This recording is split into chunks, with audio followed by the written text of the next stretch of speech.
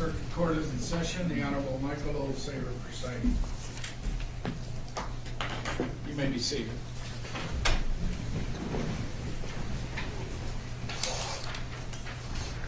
Good morning. We are on the record in file 24-21841-FC, People of the State of Michigan versus Dale Warner. We are at this point ready to proceed with the remaining preliminary instructions to the jury and then opening arguments. Is there anything that we need to address on the record before we begin our hearing? Yes, Your Honor. Just briefly, as far as the, there was a protective order that was over the x-ray of the tank, and that protective order anticipated that this would go to trial. We would just ask this court to allow us to disclose that x-ray at this point in time. I don't believe there is an objection. No, Your Honor. The court had issued a protective order on February 26, 2025, and the order does appear to indicate that if this does go to trial, the x-ray would be used, but because the protective order is in place, Ms. Wise and I discussed the matter, and we think that the court just needs to issue a verbal ruling that the x-ray can be displayed in court and used at trial. Okay then, so to the extent that that protective order needs to be modified to allow for that evidence to be displayed in court for the purposes of this trial, I will make that modification. Thank you, Your Honor. Thank you, Your Honor. The only other two matters are, one, there was a discussion in chambers about a text message exchange between Ms. Warner and a young woman named Madison. We had objected on hearsay grounds. The court had indicated that it does not believe it's hearsay, so that text message will be used during the government's opening PowerPoint. And then also we had a question about a photograph being used because there had been some enhanced photos. We discussed it with the government, and the photograph being used in the government's PowerPoint, as well as which will subsequently come in as an exhibit, is not an enhanced photograph. So I just wanted to make that clear on the record, so there will not be an issue. It's a still from a body cam. All right. Thank you. That's correct, Your Honor. Okay, and I would indicate that the discussion with respect to that text message is accurate. I did indicate that that text message, in my opinion, is not hearsay because it was not being offered for the truth of the matters asserted in that statement. I do recognize that it did involve two levels of hearsay, but I think that the answer is the same regardless. The text is not being used to establish the truth of the matters in those statements. Is there anything else we need to address on the record before we bring our jury in? No, thank you, Your Honor. No, thank you, Your Honor. All right.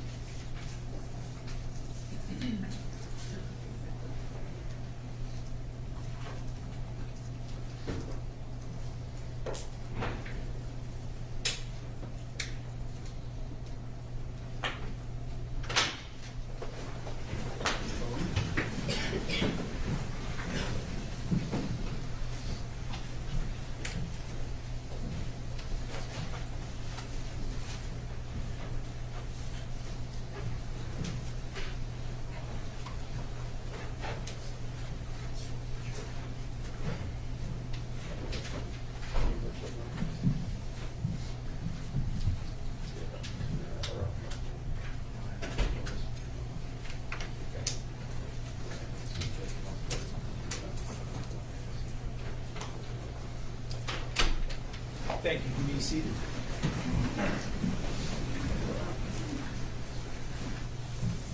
Good morning, ladies and gentlemen. At this point, I will be giving you the remaining preliminary instructions, and after that, the attorneys will make their opening statements. You will have a written copy of the instructions that I am going to read to you. You may refer to them during the trial. Since no one can predict the course of a trial, these instructions may change at the end of the trial.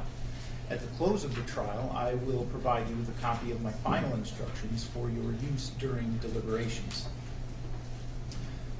Now I will explain to you some of the legal principles you will need to know and the procedure that we will follow in this trial. The defendant is charged with the crime of open murder. If you find the defendant guilty of murder, you must state in your verdict whether it is murder in the first degree or murder in the second degree. The defendant is charged with the crime of first degree premeditated murder. To prove this charge, the prosecutor must prove each of the following elements beyond a reasonable doubt. First, that the defendant caused the death of Deanne Warner. That is, that Deanne Warner died as a result of blunt force trauma and or strangulation. Second, that the defendant intended to kill Deanne Warner. Third, that this intent to kill was premeditated. That is, thought out beforehand. Fourth, that the killing was deliberate, which means that the defendant considered the pros and cons of the killing and thought about and chose his actions before he did it. There must have been real and substantial reflection for long enough to give a reasonable person a chance to think twice about the intent to kill. The law does not say how much time is needed. It is for you to decide if enough time passed under the circumstances of this case. The killing cannot be the result of a sudden impulse without thought or reflection. You may also consider the lesser charge of second-degree murder. To prove this charge, the prosecutor must prove each of the following elements beyond a reasonable doubt. First, that the defendant caused the death of Deanne Warner. That is, that Deanne Warner died as a result of blunt force trauma and or strangulation. Second, that the defendant had one of these three states of mind. He intended to kill, or he intended to do great bodily harm to Deanne Warner, or he knowingly created a very high risk of death or great bodily harm, knowing that death or such harm would be the likely result of his actions.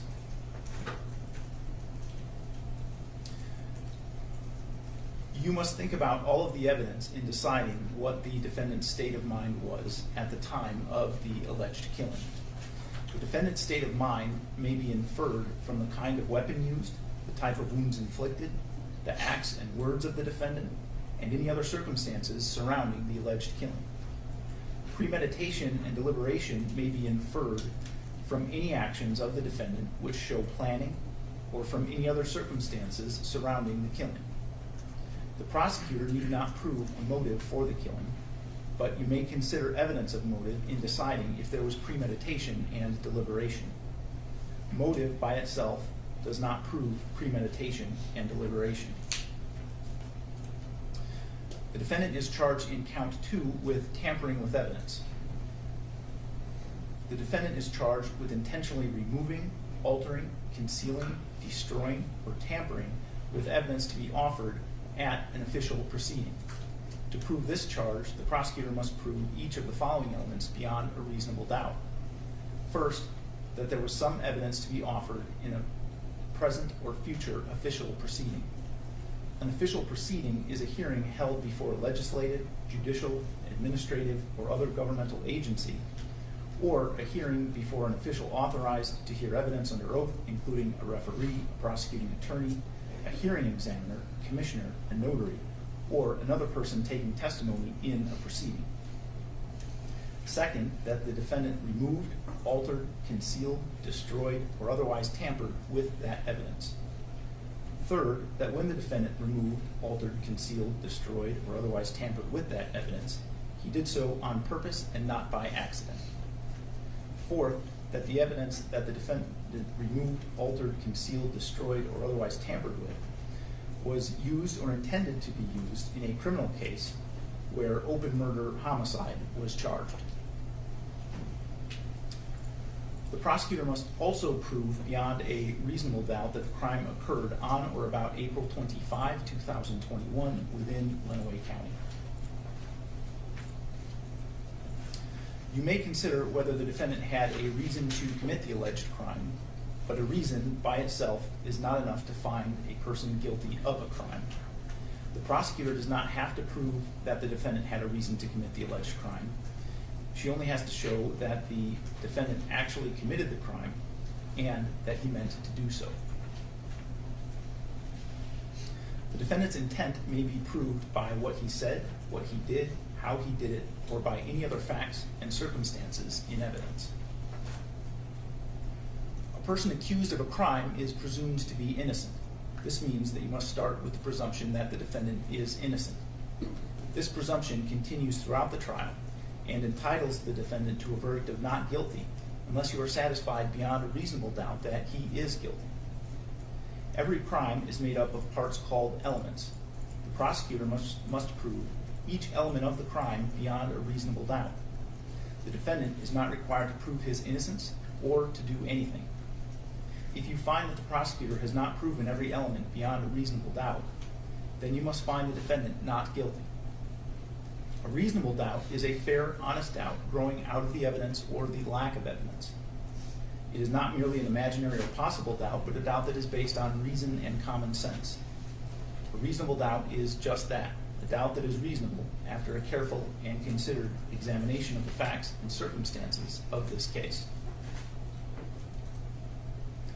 A trial follows this procedure. First, the prosecutor makes an opening statement where they give their theories about the case. The defendant's lawyer does not have to make an opening statement, but she may make an opening statement after the prosecutor makes theirs, or may wait until later. These statements are not evidence. They are only meant to help you understand how each side views the case. Next, the prosecutor presents their evidence. Prosecutors may call witnesses to testify and may show you exhibits like documents or objects. The defendant's lawyer has a right to cross-examine the prosecutor's witnesses. After the prosecutor has presented all of their evidence, the defendant's attorneys may also offer evidence, but they do not have to. By law, the defendant does not have to prove his innocence or produce any evidence. If the defense does call witnesses, the prosecutor has the right to cross-examine them. The prosecutor may also call witnesses to contradict the testimony of the defense witnesses. After all of the evidence has been presented, the prosecutor and the defendant's lawyer will make their closing arguments. Like the opening arguments, these are not evidence. They're only meant to help you understand the evidence and the way that each side sees the case. You must base your verdict only on the evidence. My responsibilities as the judge in this trial are to make sure that the trial is run fairly and efficiently, to make decisions about evidence, and to instruct you about the law that applies to this case. You must take the law as I give it to you. Nothing I say is meant to reflect my own opinions about the facts of the case. As jurors, you are the ones who will decide the case. Your responsibility as jurors is to decide what the facts of the case are.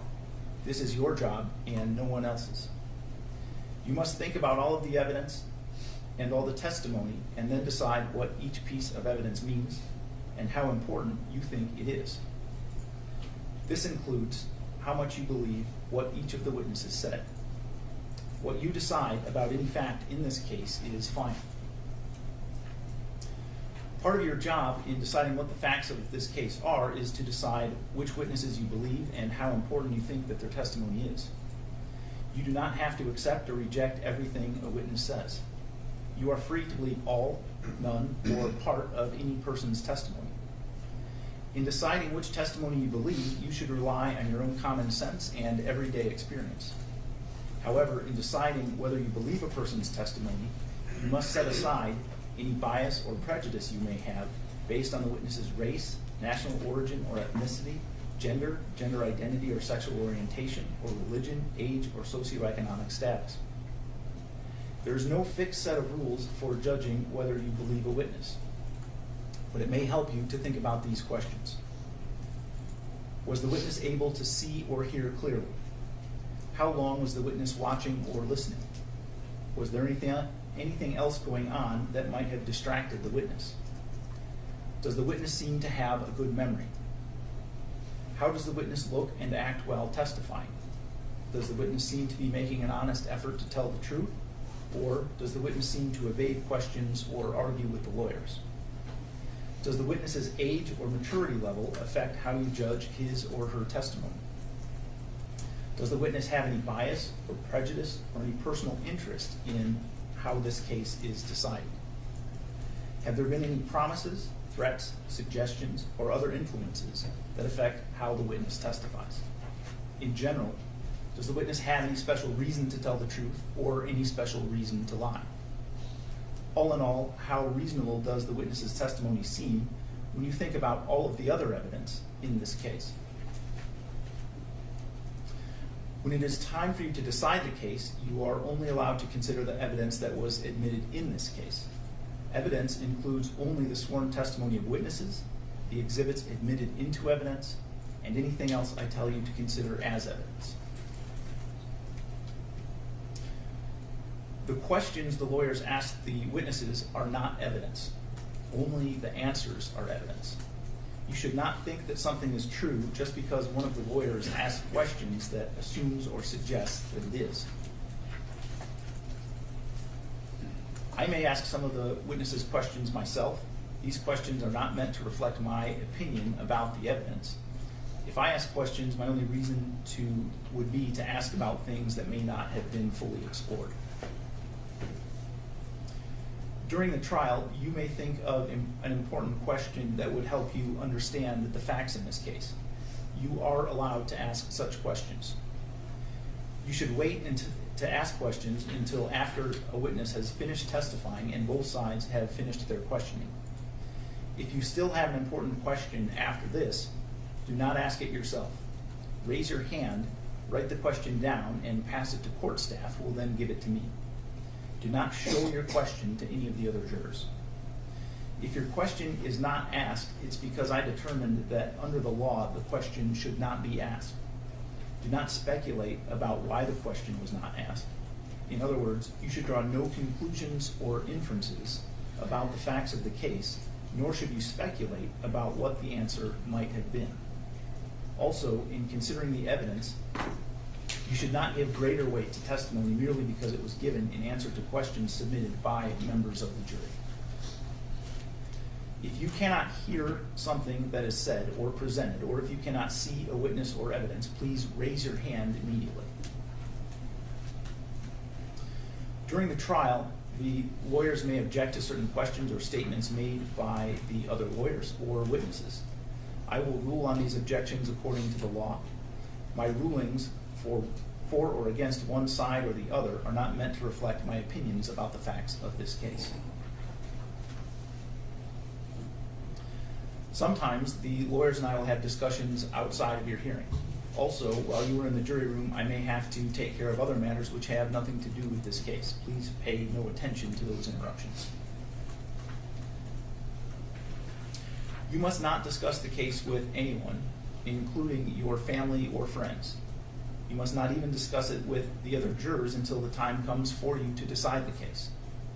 When it is time for you to decide the case, I will send you to the jury room for that purpose.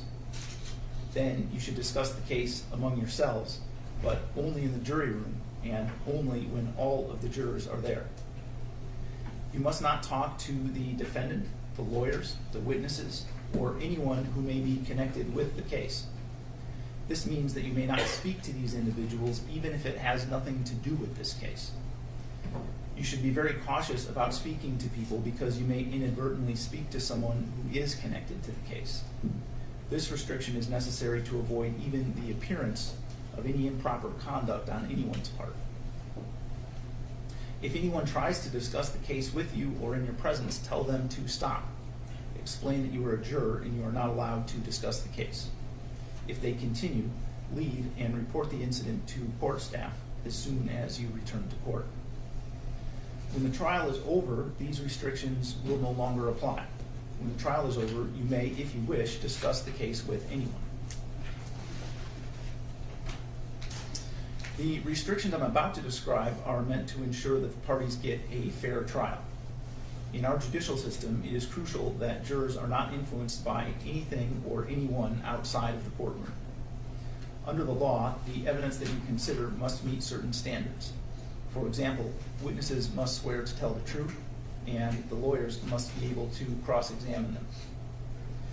Because information obtained outside the courtroom does not have these safeguards, it could give you incorrect or misleading information that might unfairly favor one side. These restrictions start now and continue until I discharge you from jury service. It is your duty as a juror to decide this case based solely on the evidence you see and hear in this courtroom. You must not consider information that comes from anywhere else. This means that until you deliver your verdict, you must not read, watch, listen to, or receive any information, including opinions or commentary about the case, whether in newspapers, on television, the radio, the internet, or social media platforms. You also must not research any aspect of the case during trial. This means research using a cellular phone, computer, or other electronic device to search the internet, as well as research with traditional sources like dictionaries, reference manuals, newspapers, or magazines. You must not investigate the case on your own or conduct any experiments concerning the case, including investigation or experiments using the internet, cellular phones, computers, or other electronic devices. You must not visit the scene of any event at issue in this trial. If it is necessary for you to view or visit the scene, court staff will take you there as a group under court supervision. You must not consider as evidence any personal knowledge you have of the scene. You must not share any information about the case by any means, including cellular phones or social media. This means that even if you are not discussing the case with someone else, you may not post any information about the case on social media websites or in any other manner. If you discover that a juror has violated these instructions, report it to court staff. You may take notes during the trial if you wish, but of course you don't have to. If you do take notes, you should be careful that it does not distract you from paying attention to all of the evidence. When you go to the jury room to decide your verdict, you may use your notes to help you remember what happened in the courtroom. If you take notes, do not let anyone except the other jurors see them during deliberations. Each night, your notes will be collected and locked in a filing cabinet. Your notes will not be examined by anyone, and when your jury service concludes, your notes will be collected and destroyed. You can see that we have chosen a jury of 16. After you have heard all of the evidence and my instructions, we will draw lots to decide which 4 of you will be dismissed to form the jury of 12. Possible penalty should not influence your decision. If you find the defendant guilty, it is the duty of the judge to fix the penalty within the limits provided by the law. I may have more instructions during the trial. After all the evidence has been presented, you will hear the lawyer's closing arguments. Following the closing arguments, I will give you additional instructions about the rules of law that apply to this case. You should consider all of my instructions as a connected series. Taken together, they are the law that you must follow. After my final instructions, you will go to the jury room to decide on your verdict. A verdict must be unanimous. That means that every juror must agree on it, and it must reflect the individual decision of each juror. It is important for you to keep an open mind and not make a decision about anything in the case until you go to the jury room to decide the case. You must not let bias, prejudice, or public opinion influence your decision. Each of us may have biases or perceptions about other people based on stereotypes. We may be aware of some of our biases, though we do not express them. We may not be fully aware of some of our other biases. Take the time you need to test what might be automatic or instinctive judgments and to reflect carefully about the evidence. I caution you again to avoid reaching conclusions that may have been unintentionally influenced by stereotypes. You must reach your own conclusions about the case individually, but you should do so only after listening to and considering the opinions of the other jurors who may have different backgrounds and perspectives from yours. At this point, we are ready to proceed with the opening statements. Mr. McCree.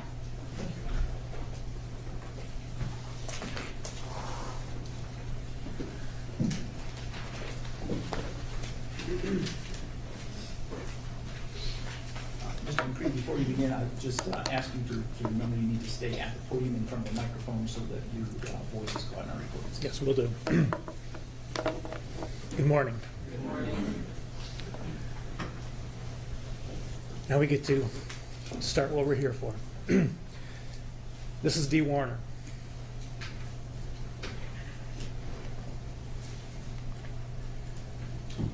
April 24, 2021, she went home to tell her husband, the defendant, that the marriage was over, they were selling their businesses, and they were through.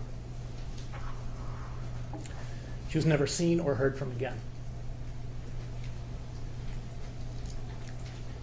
August 17, 2024, over 3 years later, she was found in an anhydrous ammonia fertilizer tank, dead. How did she die?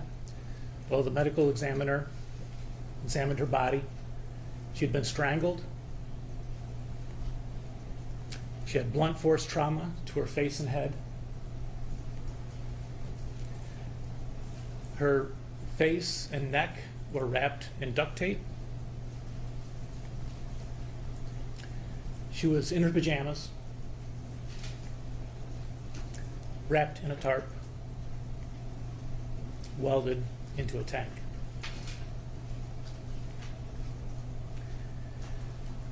Now, she was born Dee Hardy. She was born into the Hardy family. She was first married, before she was married to the defendant, to Tim Bach, and the two of them had 4 kids. You'll hear from 3 out of the 4 will testify.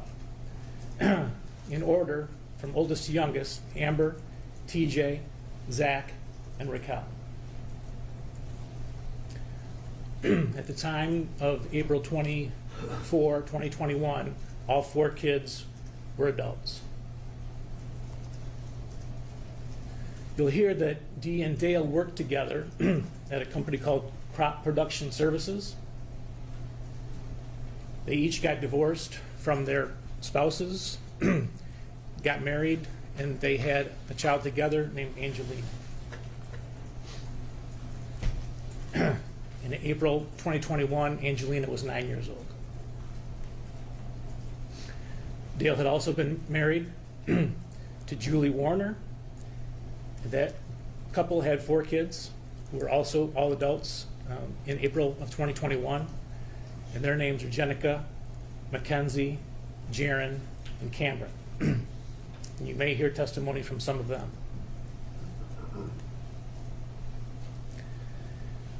After Dee and Dale got married, they started a business or several businesses together at a farm that they owned at Munger and Carson Highways.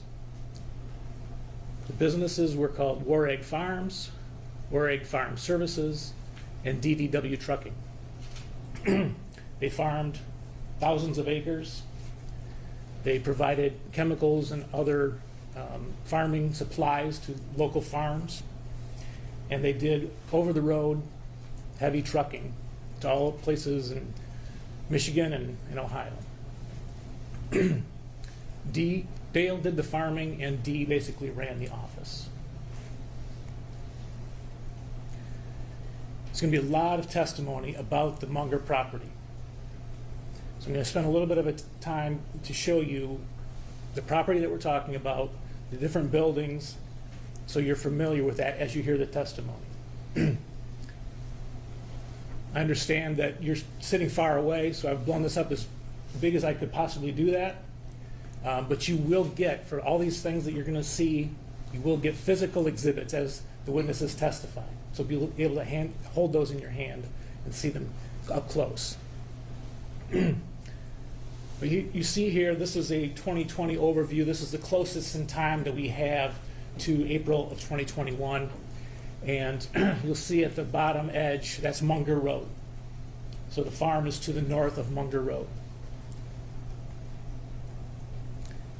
This is another view that we will use fairly often throughout the course of this trial. We've got the buildings numbered because other than the house, which is number 3, people use different names for different buildings. But right there at the southern edge, building number 3, that's the house. That's where Dale and Dee lived.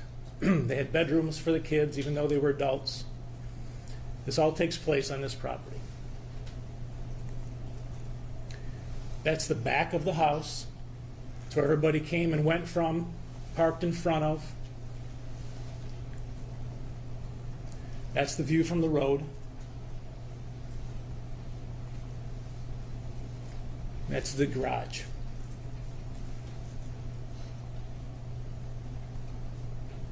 Okay, that building to the west, number 1, I'm going to refer to it as the old shop. There's several witnesses refer to it as the old shop. That's where the mechanic would work on the farming equipment and the semi-trailers. This is a view from the porch of the house, and you see that building. That's the old shop, just to give you an idea of the perspective and the distance between these buildings. That's a shot from inside the old shop.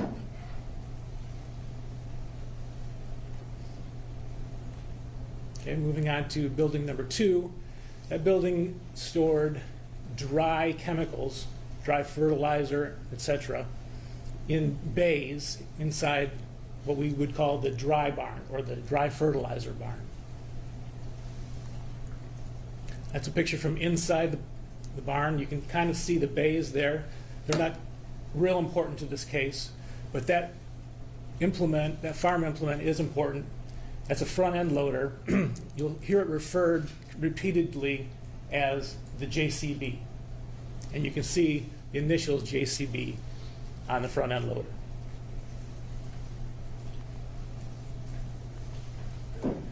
Okay, the building facing north and south, that's building number 5. I know it's hard to see the numbers on these.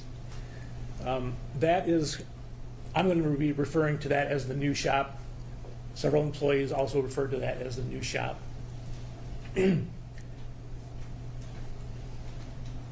a side view, and you can see these large overhead doors. So they had bays, so they could drive large farm implements and other machinery in there to get out of the weather or to be worked on.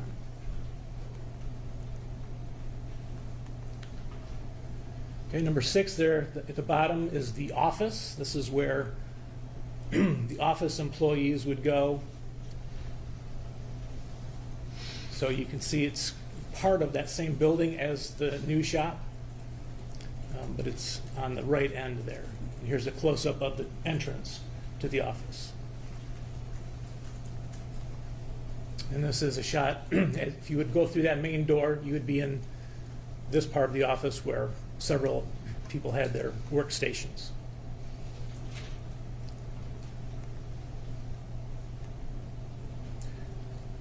To the northeast, building number 7 is the building where the large sprayer would go in and be filled up with chemicals to then be applied to the fields.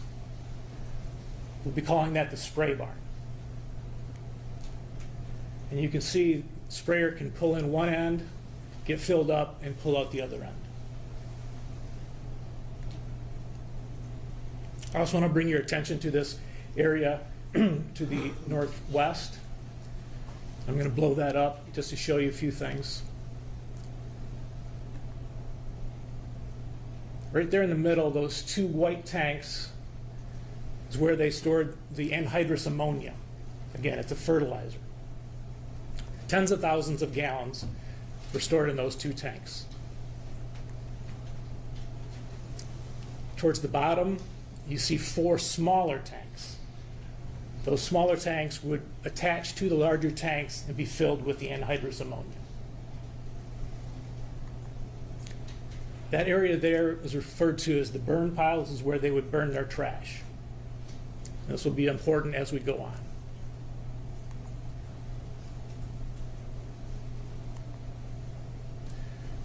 In that photo you can see, I know it's small, but there are probably a dozen more anhydrous ammonia tanks lined up close to the main mother bottle, as it was called. Now, you're going to hear about the surveillance camera system that they had on the property. And there are hours and hours and hours of footage from these cameras. And we're not going to put you through watching a week's worth of video. So what we are going to do is we've taken out what we think are the most important parts. And of course, the defense can show you parts that they also think are important. But I want you to understand where the cameras are and what they show and what they don't show. So building number 1 is represented, the whole building in red, the old shop. Basically, there's a camera inside that captures everything that's not behind a partition or a box or a truck or whatever. So that whole building is represented in red because that whole building, basically, the inside of it is under camera surveillance. The north part of the new shop is also got cameras on the inside. The shot I showed you of the inside of the office is also under camera surveillance. There are 3 outside cameras as well. So attached to the north side of the old shop, there's a camera looking north, and the arrows kind of represent the view that that camera captures. Another camera on the west side of the new shop, looking in a northwest direction as shown by those arrows. And then there's another camera on the east side of the office, and it's a fisheye lens, so it's kind of got a wide angle, but it kind of points towards the spray barn and kind of down towards Munger Road. So it's got that viewpoint. Now, you have a sense of the property. I'm going to talk a little bit about Dee and Dale's relationship, which the witnesses will testify was never good. Constant verbal disagreements over text, face-to-face, a pattern of stalking by Dale towards Dee, which I'll tell you more about in just a second. Extreme secrecy and distrust between the two of them. Some of the text fights that you'll hear about during this trial, and this is in the weeks leading up to April 2021. Here we have February 23, 2021, where Dee says to Dale over text, "I'm ready to move out and be done with this. You treat me as if I'm not worthy of anything. You want to be in control so that the other person is powerless. I'm not going to live like this." 2 days later, we don't even talk. We are just roommates.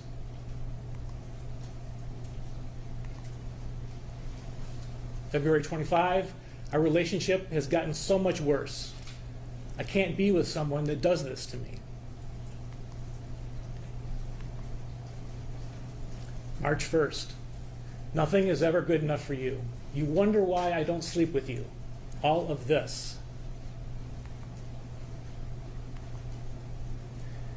They had a vacation planned to Disney World. I think they left on March 6th. 2 days before, she says, "Fuck you, I'm not going." You hear about face-to-face confrontations as well. Dee's daughter Raquel will testify to that. They had an exchange student from Italy staying with them, living with them, watching them, day after day. She'll testify. Giada Rowe is her name. And another young woman who was good friends and spent a lot of time at the Warner household. Her name is Madison Wolf. She goes by Maddie. We'll hear from her as well. Hardly a day would go by without a fight. There's one in particular that Stephanie Vocal will testify about. Stephanie was a good friend of Dee's. She also worked with Dee in the office.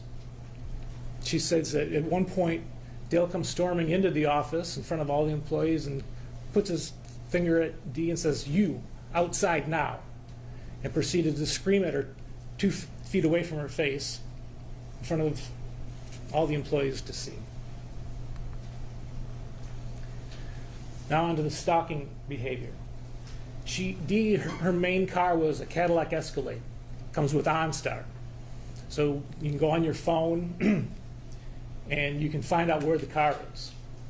Well, you'll hear from the person from OnStar, Devin Newell is his name.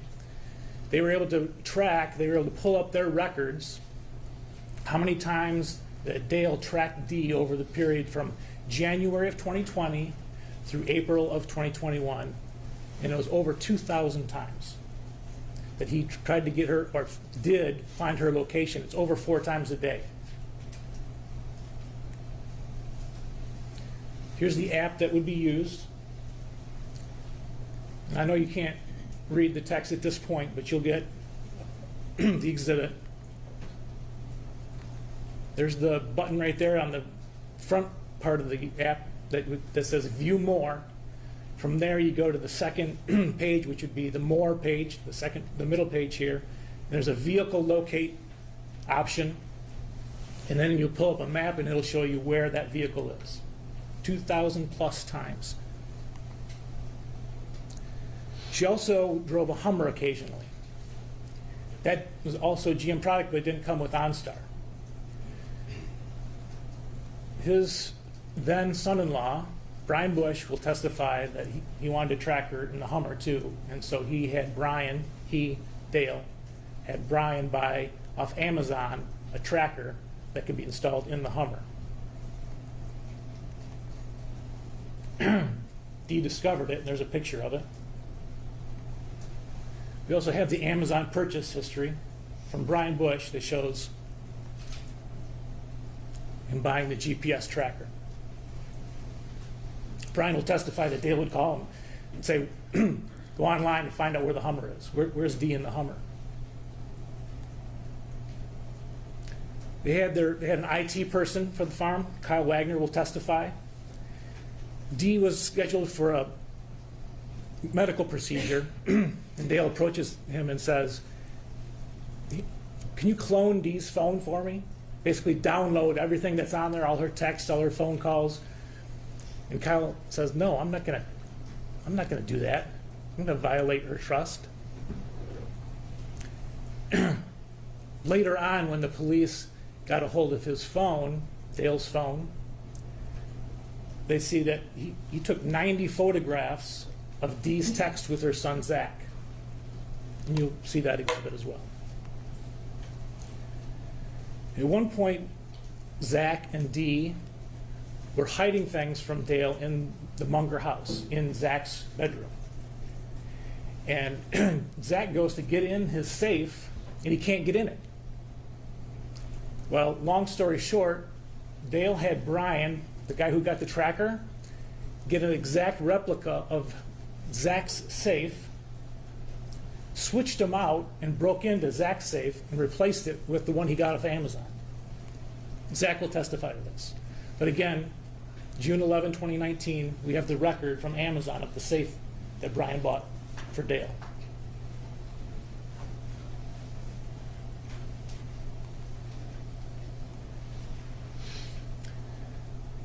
Last thing he did with Brian was to try to set up cameras in the living space so he could monitor Dee in the home. So here's a picture of the living room. I know you can't read this, but you will see this. At the bottom it says places for camera. And this text string had 3 photos. And here's another place he's suggesting for a camera. This is in the living space of the house. This is in the kitchen area. Again, place for a camera. So I think you're getting the impression here, the idea that this marriage had no intimacy, only secrecy. They didn't sleep together. They were just roommates. You're going to hear from Giada and Maddie that they would go shopping with Dee, and she would say, pretend these are yours. You carry them in the house. Or they would wait until Dale wasn't around to sneak them in the house. She kept her phone on her at all times. I mean, she was on the couch, she would have her phone. She would never let her phone be somewhere where it was just sitting on a table. She wanted it in her hand or on her person. She even locked her car when it was in the garage. She had her purse in the car, she locked the car in the garage in the house. All right, so now let's turn to the weekend of April 24, 2021. So Friday, there is a blow up with two employees. Two of the trucking company employees, the brothers actually, Todd and Terry Narick. And you'll hear more about this. It's not important right now what the issue was about, but Dee was at odds with both brothers at the end of the day on Friday. Saturday morning, Dee goes to her oldest daughter, Amber's house. Angelina, the 9-year-old, has spent the night there. Lena has a soccer game at 10:30 or 11, so Dee goes over to Amber's house to get Lena to take her to the soccer game. Dee comes back from the soccer game, sobbing, hyperventilating. What happened? I told you about the two brothers Friday night, Terry and Todd. Well, Terry, his girlfriend or his ex-wife is also named Terry. Terry with an I. While Dee was at the soccer game, she gets this text from Terry. And I'm not going to read you the whole thing, but here's the important part, about 2/3 of the way down. You're evil, nosy, miserable. Your own husband said you take Xanax because you're a mess. That's the truth he told me and Terry. This text, this betrayal, where she believes that Dale is telling the employees that she is on Xanax and a mess, sends Dee into a tailspin. So she goes back to Amber's house and she shows Amber the text. She can hardly talk. She's so upset. She's sobbing, she's hyperventilating. She goes right into the bathroom and throws up. She is so distraught. She tells Amber, I've had it. This is it. There's been talk of a divorce over the years, and he's never gone through with it. No, this is the time. This is the last straw.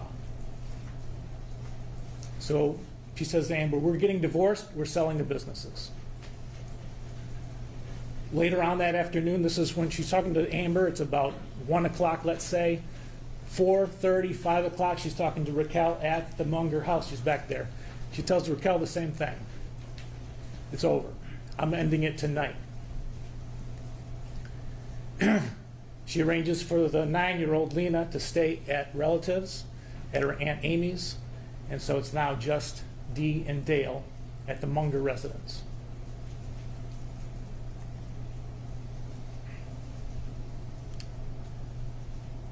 Now, Dale, after Dee goes missing Saturday night into Sunday, he speaks with the police numerous times, and you're going to hear these interviews. And so he's acknowledged that he got a call Saturday, late morning, when he was out in the field doing his farming things. Dee calls him. He could tell by the tone of her voice, quote, he was going to get an ass chewing. And Dee said to him in that phone call, why are you telling the help I'm on Xanax?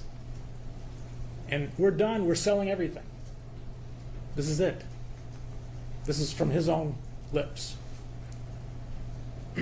So, again, back to other interviews, that what Dale told police happened after everyone left the property and it was just him and Dee Saturday night. He said that she was upset over the employees. Not that it was about divorce. It was about the fights Friday night. She accused him of being mean, and he tells the police, look, we've been going to marital counseling, and I've been told to de-escalate, and that's what I did. I de-escalated. He says, we never had the sell everything conversation. She brought it up, and I said, Dee, it's just not your decision.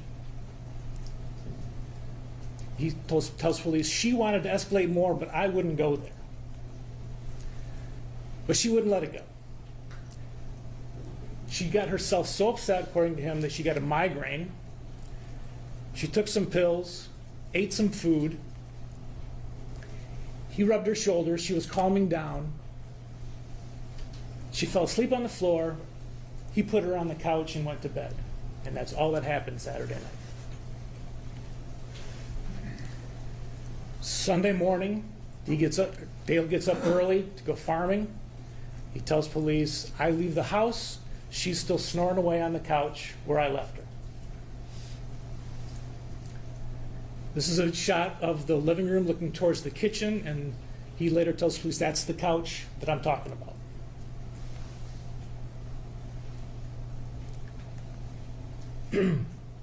7 o'clock, the surveillance cameras that I talked to you about earlier, they show him getting on the JCB. And here's that.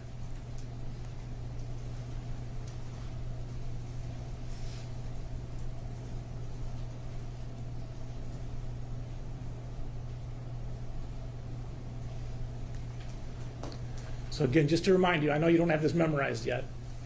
We're talking about number 2, the dry fertilizer barn at the top, and the camera that you just saw was the camera off of building number 1, the old shop, pointing north. There's a blow up of that.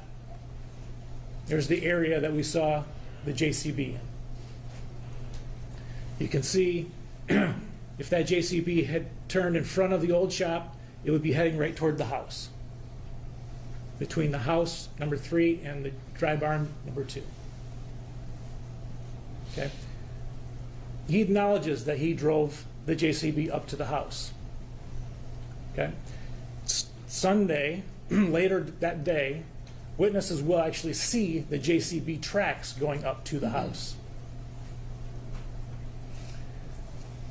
If you recall from the camera angles, there's no camera that shows that stretch from south of the dry barn to the house. So that it's not on camera, him driving up to the house. But witnesses will say, yeah, we saw the tracks, and Dale agrees he did drive up to the house. So the tire marks out front, so on Sunday, when someone comes over here and they see the tire marks from the JT, I'm sorry, I forget it, whatever the yellow one on the motor, up to the porch, do you recall? I mean, you know, it's aggressive. The deep tried it. I mean, so do you remember? Did you do anything? You did it for us the other day for trash. I told you when I went out, you know, I forgot. I pulled on the JCB. I pulled over this way. I forgot something. I run into the house, grabbed it. I think I probably forgot my tool that I opened everything up with. So you said you drove that over there, but you didn't say so. I didn't ask you. Right. You know, I pulled out. I said, shit, I didn't get this. I ran in, grabbed it, went back out, and then went back around. I opened everything up. Okay, you'll see the man in the orange shirt. That's Kevin Grucka, Detective Kevin Grucka is now retired. He was the lead investigator on this case for the first months or year. So what does Dale say? That he was snoring away when he gets ready to spray. 7 o'clock, surveillance shows he's on the JCB, drives up to the house. Then when he was interviewed later by the Michigan State Police, they said, can you mark on a map where you drove up with the JCB? And he did. Here's the map they gave him. It's going to be impossible for you to see the X. Apologize for that. Couldn't blow it up any bigger than that without making it totally blurry. With that red circle, I added to this to show you that's where the X was, or is, when you will see the exhibit. That's about as close as I can get it. And again, right there is the X. Okay, so we're looking at the back of the house, and basically right in line with that peak coming off the main part of the roof. All right, so you can see that same peak. You can see my blue X. That's not part of the photo. But essentially where the X was in the picture that Dale marked up when he was being interviewed by the Michigan State Police. All right, now I want to talk about the Hummer on Sunday. So they had taken the Hummer to Florida, and you'll hear from several witnesses saying it was parked in the same spot for weeks after they got back from Florida. And Saturday night it was still parked in that same spot. And Dale admits to the police later on that Sunday morning, the only people that were around that could have moved it were him and Dee. And here's a picture from a couple of days later, taken by the police, April 29th. Okay, Sunday is April 25th. But this is where the Hummer had been parked and was moved back when this picture was taken. Okay, and you can see there the relation between the front end of the Hummer and the back door, which is right there. Okay. Now, in relation to the living room, the door that the Hummer is parked in front of is right there.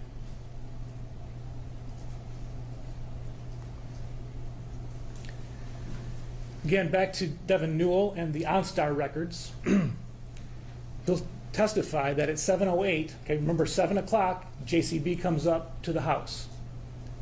7:08, Dale uses his phone to go on My Cadillac, OnStar, and unlock Dee's car in the garage.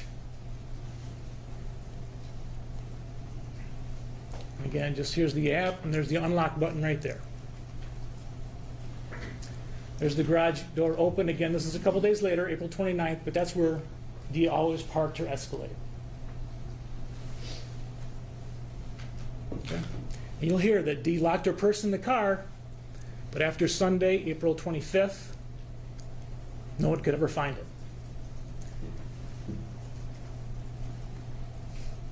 7:14, you'll see the JCB driving up to the northeast corner of the property.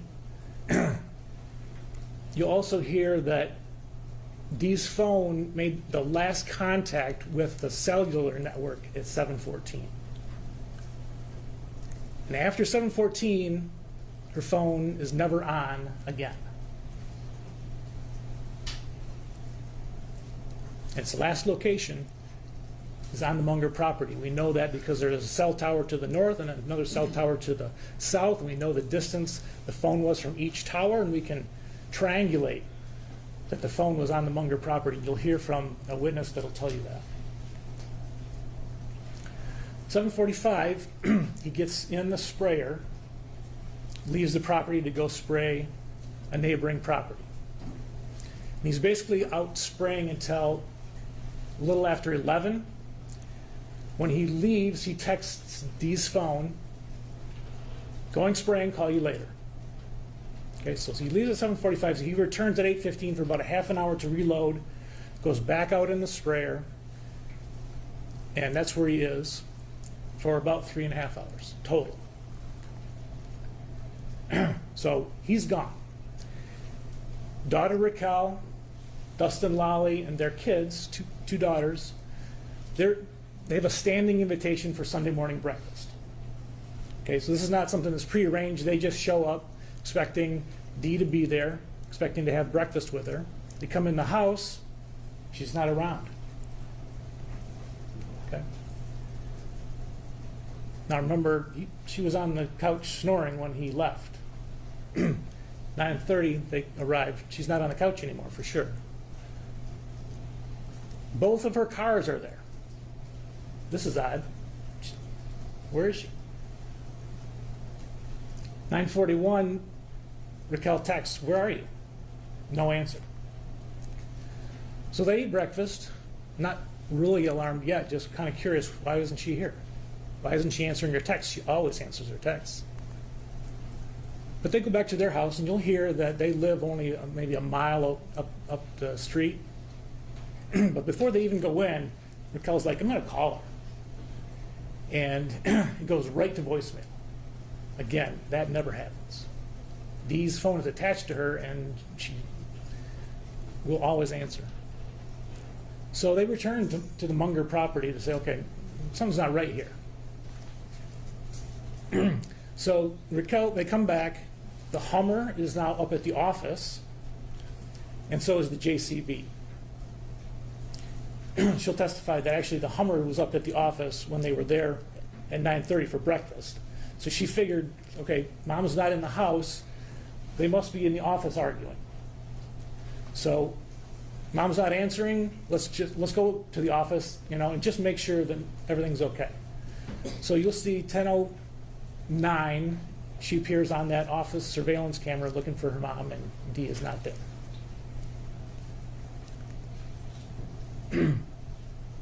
Okay, so Raquel and Dustin then go to Dee's brother and sister-in-law's house, Greg and Shelley Hardy.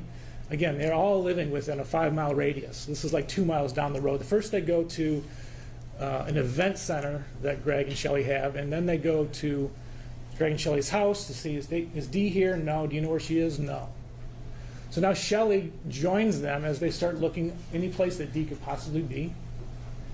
And the Warners have a property up at M50 and Onstead Highway that they call the Cedar Point property. It's got a lodge there. They go up. No, Dee is not there either. So now they've crossed off all the places that she possibly could be. We didn't really search the house. I mean, she wasn't answering when we called, but let's go search the house. But in the meantime, she calls her siblings, Amber, Zach, and TJ. Hey, do you know where Mom is? Have you seen her? No. She calls Stephanie, one of her best friends. Do you know where Mom is? Stephanie doesn't know either. Nobody knows where she is. Now, Dale is out farming, but we know from his phone that between 7:45 and 10:30, he went on there and used Find My iPhone to see where Dee's phone was. Okay. And he also tried to look, those Munger surveillance cameras have a remote access app. So you can go online and you can watch your security cameras. He tries to do that as well. 10:32, Stephanie calls, where's Dee?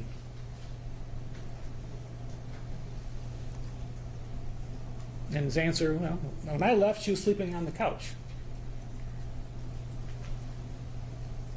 So Dale says, I'll come back. He gets back to the Munger farm about 11:20. He goes to the office where the kids, Zach and TJ, are trying to figure out, they're calling around different places, they're looking at the computer monitor, they're accessing the history, the camera history, the footage, going back a few hours, seeing, can we see anything on the security cameras of what happened? How did she leave? Did she leave? What happened? So he comes in there, and next to that office, the picture I showed you, there's a hallway, and there's a lunchroom where Dale has his desk. And Dale comes out of there, and he says, oh, fuck, she left her wedding ring. And he shows them.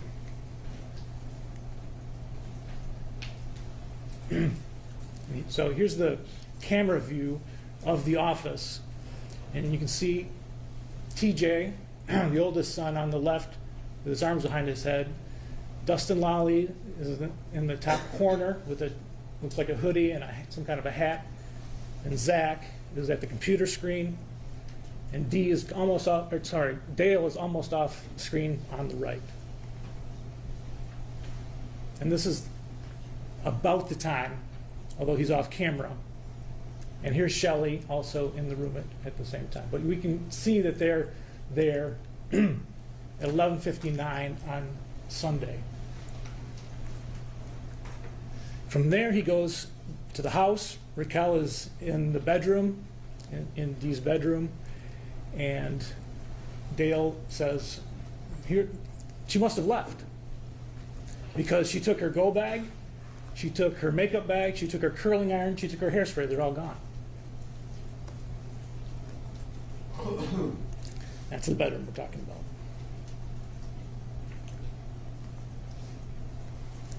So the kids want to report her missing.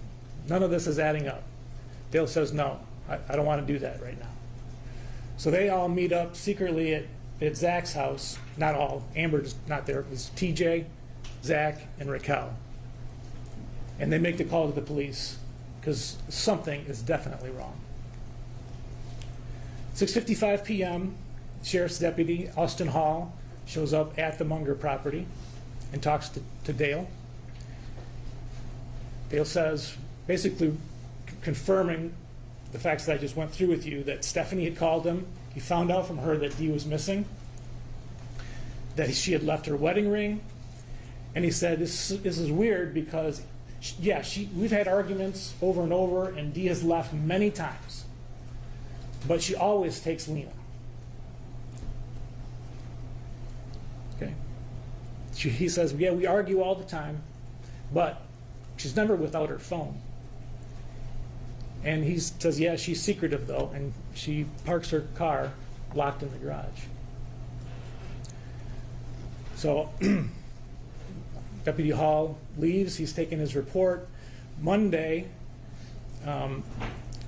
Detective Greca comes back and talks to Dale again, and he says, Dee left like she usually does, but again, he's going through the ways that this is different. Again, he says she never leaves Lena, she's never left her ring before, and she's never left without her vehicle.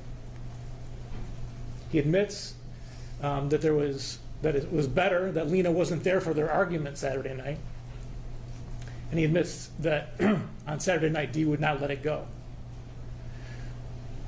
So that's the Monday interview with the police, and you'll see that.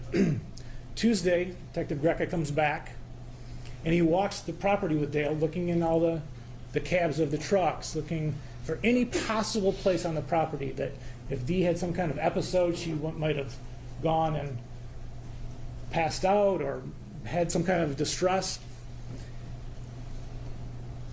No sign. So he leaves. Tuesday night, comes back with a search warrant to search the properties, all the outbuildings. Okay, and you'll see this on his body cam. He's talking with the daughters, and he's got Dale on the phone because Dale's not at the property at that point in time. This is like after 8 p.m. And he says to him, Dale says, or he knows that Dale's not there because he's talking to him on the phone, and but he has Dale has Jaron, his son, come and get him. And you also see that he moves a tank while the police are searching. And the reason for that is the decision has been made to just let Dale do his farming, not to interfere with his farming. So the police do multiple interviews with the witnesses, but Dee, her whereabouts cannot be explained. Okay, days and days and weeks and months go by. From May 2021 to May 2023, numerous other searches of Munger and other places, interviewing dozens of witnesses. October 2021, the FBI stepped in and they did a search of the Munger residence and property. 2022, the state police take over from the sheriff on the lead to the investigation. May 2023, dozens of officers from all over the state came down and searched just about every field that could possibly have been where Dee's body was. Walking the fields and no sign of her. Now, police got Dale's iPad that he used in 2021, and they saw that he had done a search in May, after Dee went missing in April, of how to dispose of a 1,000-gallon propane tank. Now, if you know anything about propane tanks, they look almost identical to anhydrous tanks. The big ones, not the little ones you get at the gas station. Also, looking back at the surveillance video from the Sunday, April 25th, you can see Dale on camera getting welding supplies together. So they put those two things together and they got a search warrant for tanks that had been re-welded shut, cut open and re-welded shut, with a weld that looks different from the weld that the tanks come from when they're new. Right? And so there's a couple of places that they store anhydrous tanks when they're not in use, and one of them is at a property on Paragon Road, a couple of miles away from Munger. And they're looking at, I don't know, 6, 10 tanks that are there. No re-weld. But in the very back, all by itself, there is a tank, number 34. And it's got a weld that no tank would come from the factory like that. It's got a sign, a tag attached to it that says, "Bad dip tube, do not use."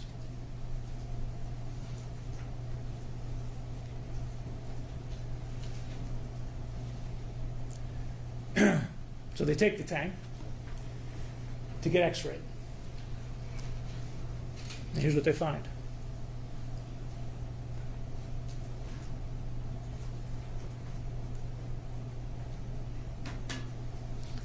Based on seeing what's obviously a body in the tank, they then are ready to see, okay, who is that? So they take the tank. Before they cut it open, they put a camera inside, and sure enough, there's a tarp.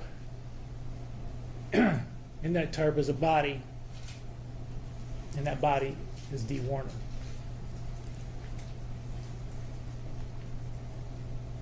They test the tank. Dale's fingerprint is on the ammonia sticker that you see there.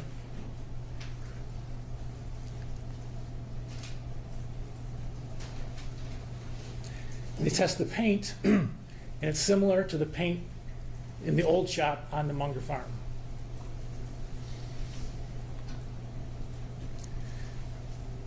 Please consult with a welding expert. Okay, how would this be done? How would you cut a tank open, put a body inside, and re-weld it? Well, he looked at the tank. He looked at how it was cut open. He could determine from the marks that he could see on where it had been cut open that it was cut open with an abrasive cutoff wheel. Well, here's surveillance in the old shop, and you'll see this. This is Dale with an angle grinder and cutoff wheels. The expert says, okay, it was welded shut with a gas metal arc welding process. And here's Dale also on Sunday afternoons standing by the welders in the old shop. The expert says, okay, there was something attached to the top of that cap that got cut off. It was probably a hook, so you could hold the cap while you're cutting it. There's Dale getting a hook on Sunday afternoon.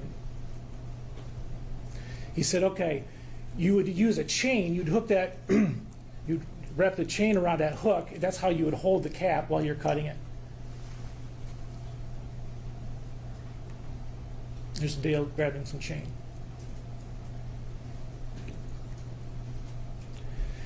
If you're going to weld a tank shut, you're going to need a welding mask and gloves. There's Dale getting a welding mask and gloves. If you weld something, you're in short sleeves, you're actually going to get a sunburn. This is from the body camera on Monday, the 26th. And there's Dale's arm.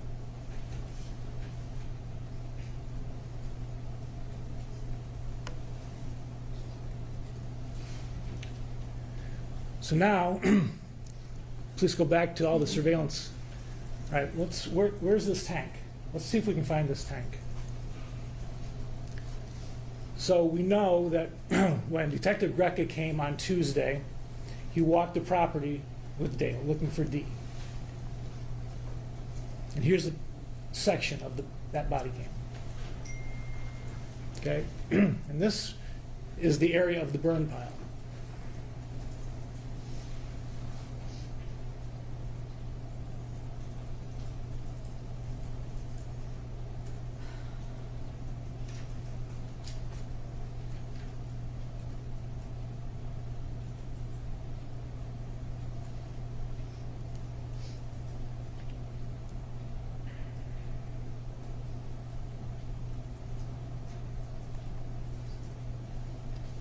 That's a still shot from that body cam.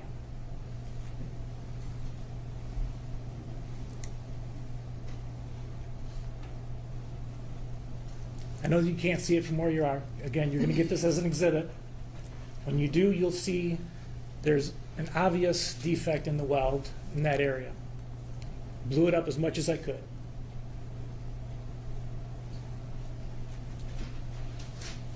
Remember the defect in the when the police found the tank in the barn in Paragon, right there.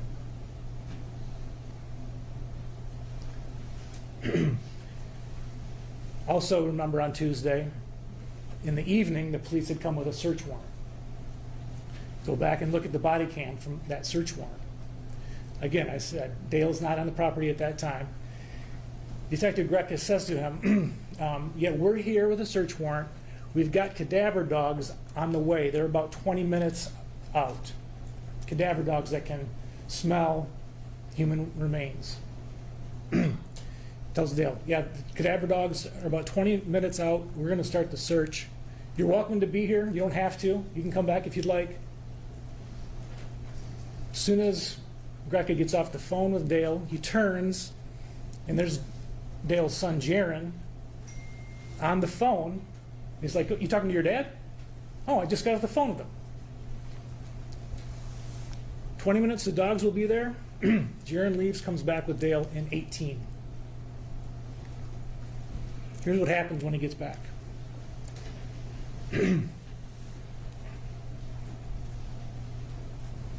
Those men on the pad are part of the search team. They're running a drone.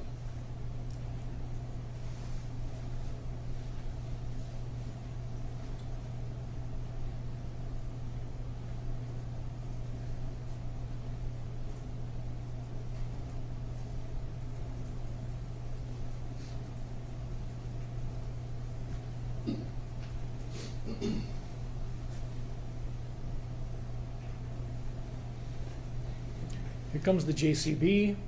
Ryan Rank is one of those men. He's going to testify it was Dale behind the wheel of that JCB. There it goes to the burn pile.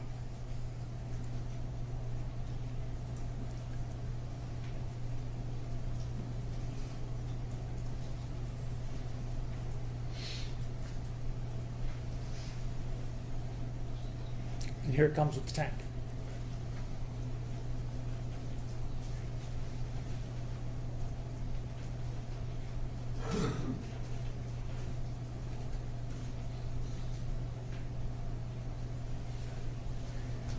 Ryan Rank, who was flying that drone, decided to capture it with his camera.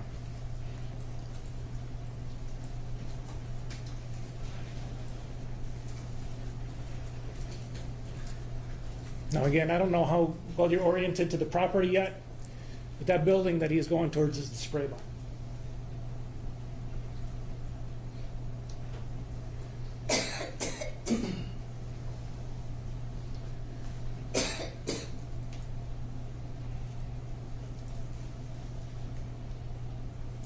There's the inside of the spray barn on Thursday the 29th with Dale spraying the floor.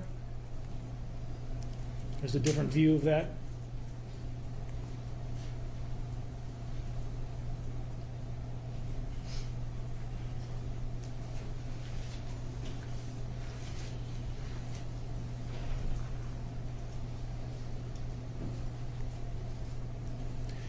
And one of the things you're going to be able to do, in addition to looking at all the evidence that I've just showed you in terms of photographs and video, you're going to be able to compare the statements that Dale made to the police versus other pieces of evidence in the case. So, for example, Dale told the police that he used he used Find My iPhone to look for D. Remember that? He said, I tried to access the surveillance cameras. It wouldn't work on my phone, but I tried because I wanted to see, you know, did someone come and pick up D? I was looking for D. Okay? But the evidence is he accessed those apps before 10/29. We have the records. By his own admission, he didn't know that D was even missing until Stephanie called him at 10:32. You can think about Dale's conflicting statements that just conflict with each other. For example, he acknowledged the Hummer was parked in front of those steps. He acknowledged only D or I could have moved it on Sunday morning. He acknowledged that he drove the JCB up to the steps and went in the house. And he also said at the same time D was still sleeping. But yet he claimed that D was the one that moved the Hummer up to the office. Again, here's where the Hummer was parked, as he acknowledged to the Michigan State Police. Right in front of those steps. Those JCB tracks went right up to the steps. In January 2024, the Michigan State Police went out and they did a little test, a little demonstration to see what would the JCB be able to do up there, parked right in front of those steps. And there you can see what could be done with the bucket.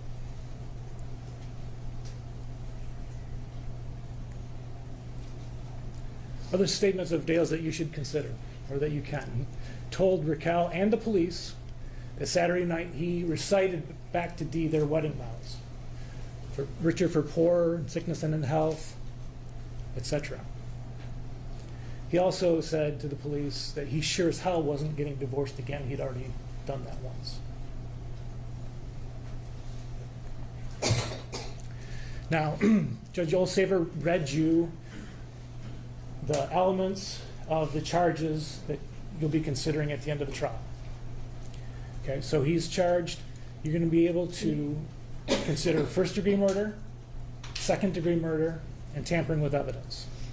And I know that you heard this already this morning. I just want you to have this in mind as you're listening to the evidence, the things that we have to prove beyond a reasonable doubt.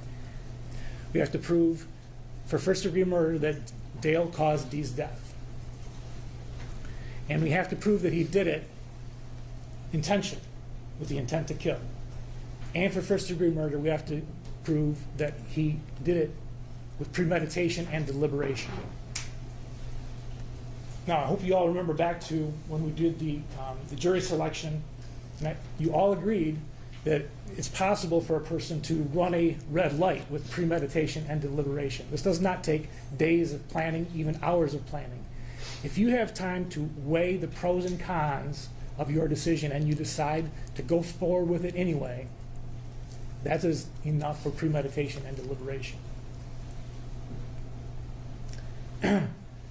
Second-degree murder is similar. The first element is that Dale caused Dee's death. And it could be with the intent to kill, or it could be with the intent to cause great bodily harm.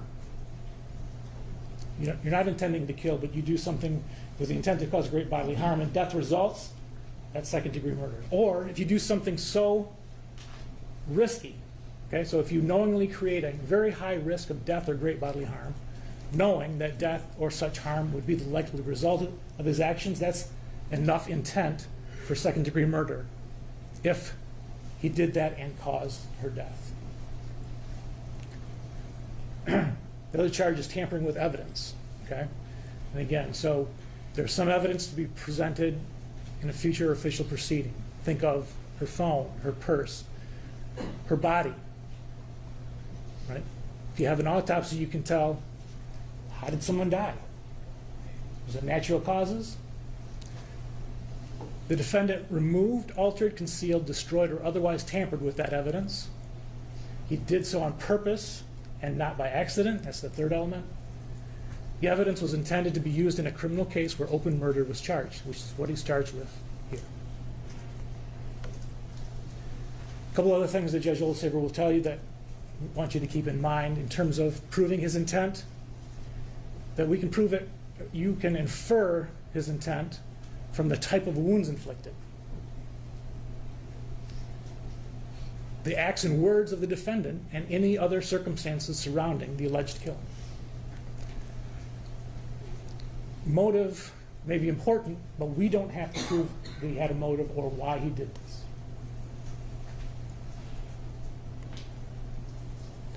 So I remind you of what I started with.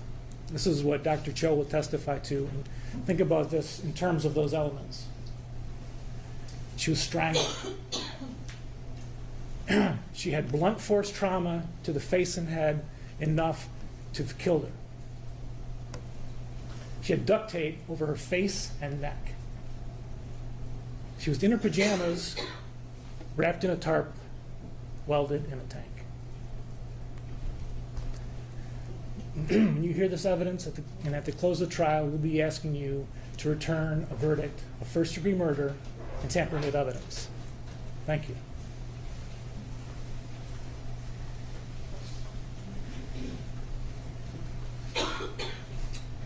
Shardy, does the defense wish to make any statement? Yes, Ms. Binsky will do that. Thank you.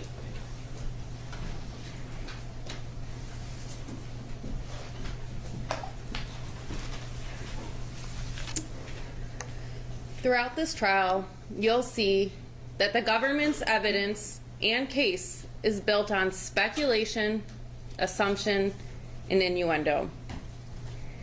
They will put witnesses on the stand and show you numerous exhibits, but you know what you won't see? Proof beyond a reasonable doubt. The government has a theory, but there is no concrete evidence of that theory. That's what is important to pay attention to. Consider very carefully if what the government is actually presenting to you is actual evidence of murder or something that they are theorizing and speculating is evidence of murder. Really think about the details of the case that the government is going to put forward to you. As you heard from the court, the law does not allow imagination to replace proof. Instead, the oath that you took requires that you consider all of the evidence when analyzing the specific details of this case. The law also requires that you consider the lack of evidence. The critical time here is the night of April 24th, 2021, going into April 25th, 2021. That is when this murder supposedly happened. This time frame is when the government claims that Mr. Warner killed Miss Warner, moved her body, took a tank, cut it open, put Miss Warner's body inside of the tank, welded the tank shut, painted the tank, put more stickers on the tank, and then moved it. You'll see, you saw in the pictures, that this is a giant anhydrous ammonia tank. Its size and weight are significant. And all of this is supposedly being done while Mr. Warner is working on other chores and doing work that is part of his regular duty on the farm. The government wants you to believe that this was all done on the farm without anybody noticing it. You'll learn that there were numerous people on the farm during the time frame that the government has focused on.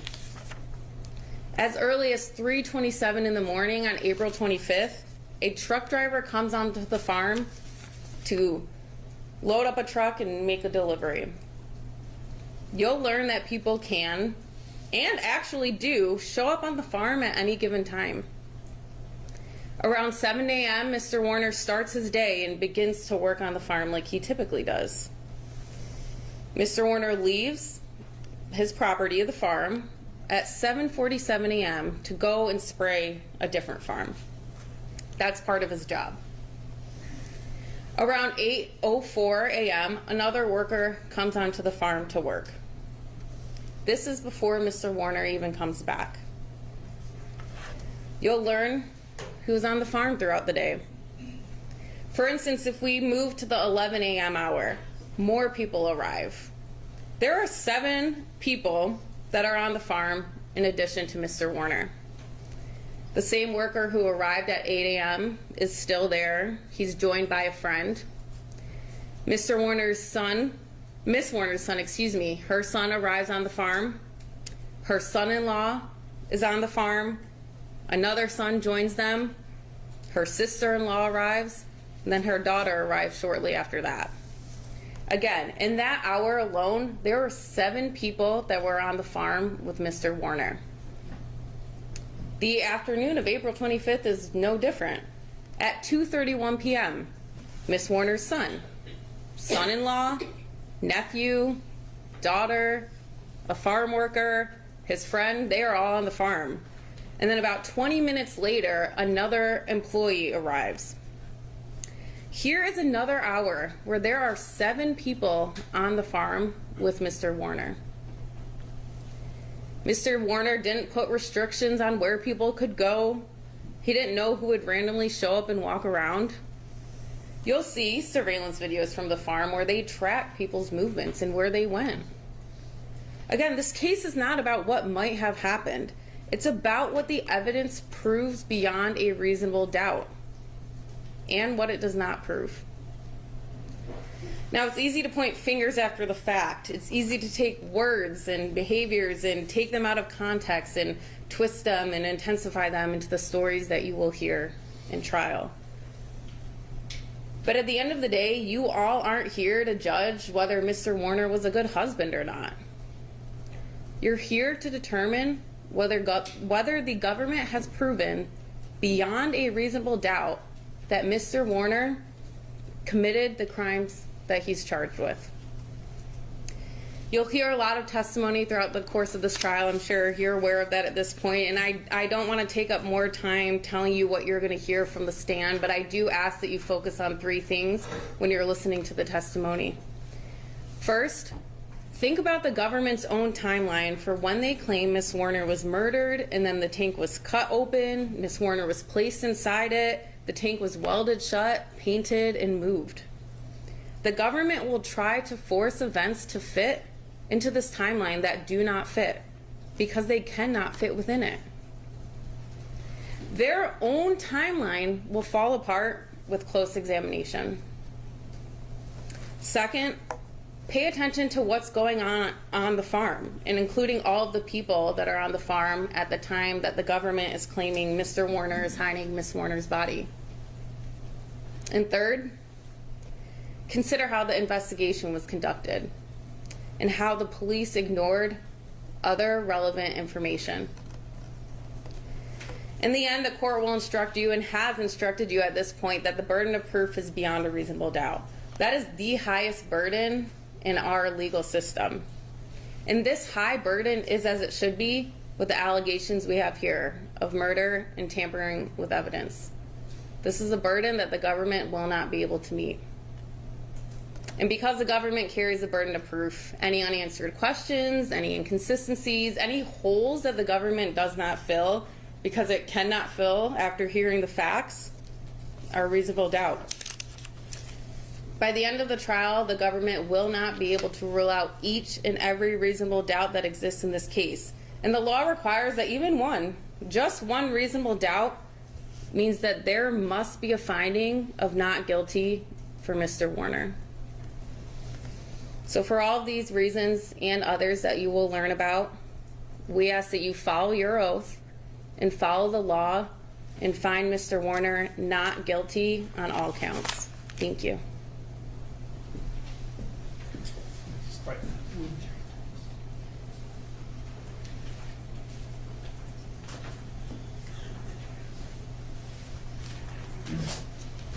We have a brief break, Your Honor.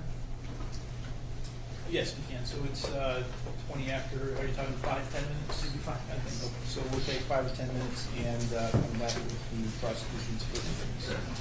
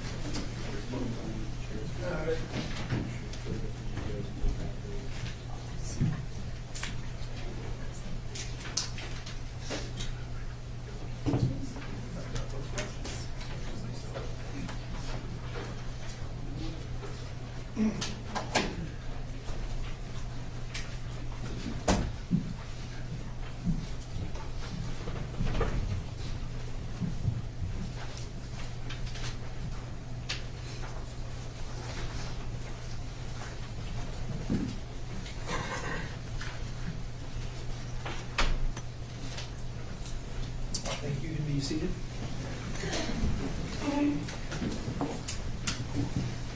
The people ready to go to the next witness? Yes, Your Honor. The people would call Kelly Stace.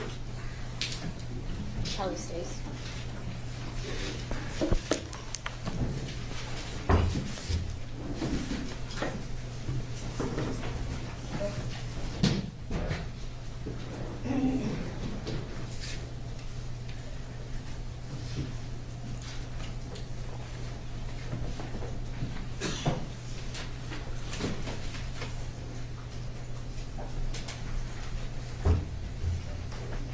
Ms. Stace, before you sit down, I'll ask you to raise your right hand. Do you swear or affirm to tell the truth, the whole truth, and nothing but the truth under penalty for perjury?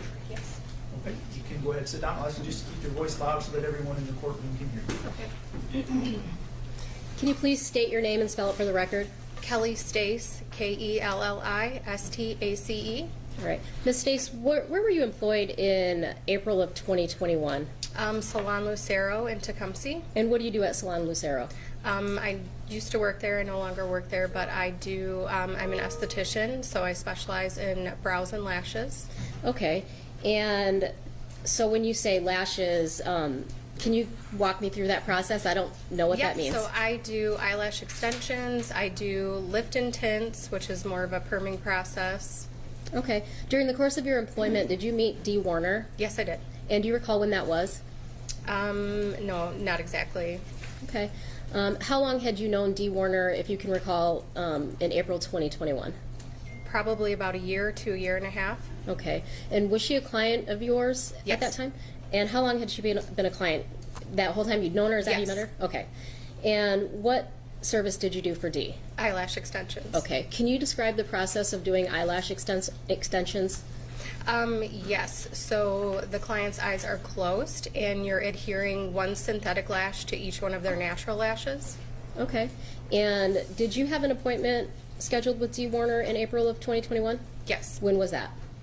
I believe it was Saturday. I think the date was the 24th. Okay. Do you recall approximately what time it was? Either 11 or 12, I would say, is usually when she would schedule. Okay. And did she show up for that appointment? Yes. All right. And did you do the appointment? Yes. All right. When she arrived there, how did she appear?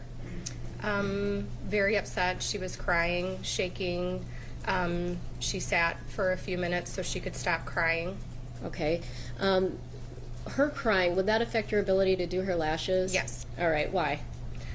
You cannot adhere very well if the lashes are wet. Okay.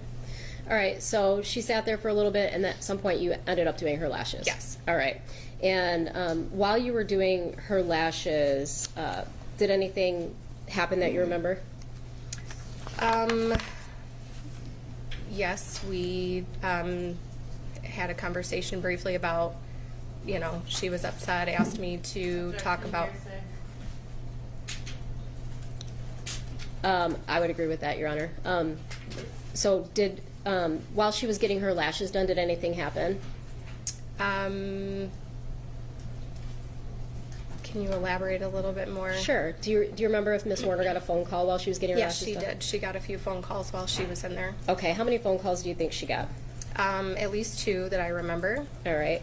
And when you described the process of getting your eyelashes done, can you explain to me how the client is positioned when you're doing the lashes? Yes, so they're laying on something similar to a massage table Okay. on their back. Their head is up towards me and their eyes are closed through the whole service. Okay. And so how many phone calls do you think she's getting? At least 2 that I remember for sure. Okay. And is she asking you to do anything for her? Yes, tell her who was calling. Okay. Is that because she couldn't see herself? Yes. All right. And did you in fact tell her who was calling? Yes. And who was calling? The first one, I don't remember the person's name, but it was a female that she knew. Okay. And then the second one was her husband. Okay. And did she respond to the phone call she was getting? Yes. And how did she respond? That she was not going to take the call. Okay.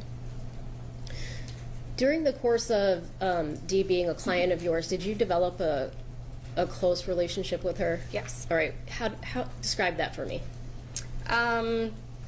Just bonded over similar things that we were going through at the time, I guess. Okay. And what were some of the things that you were going through at the time? Relationship issues. Okay.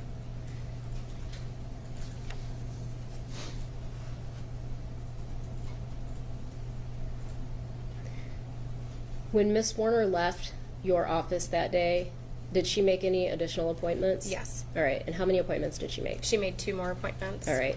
And would that be common for her to make appointments before she left? Generally, yes. All right. How often did you see her? Generally every 2 weeks. Okay. After that appointment on April 24th, 2021, did you see Dee Warner again? No. Thank you. Nothing further.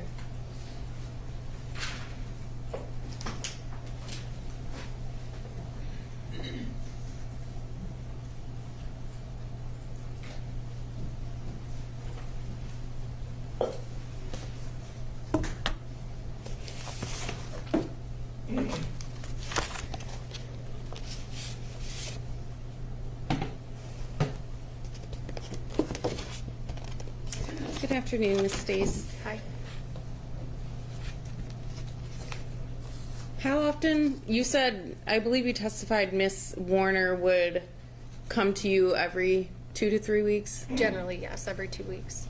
And the first session, when she first came to you as a client, that lasted about 2 hours? Yes. And then the other sessions were about 1 hour? Yes, that's correct. You did not hang out with Miss Warner in any capacity outside of these appointments? Correct. And you've never met Mr. Warner? Correct. You testified about her coming into her appointment on April 24th, and you mentioned 2 phone calls that she received Yes. during that appointment. Did she answer either phone call? No.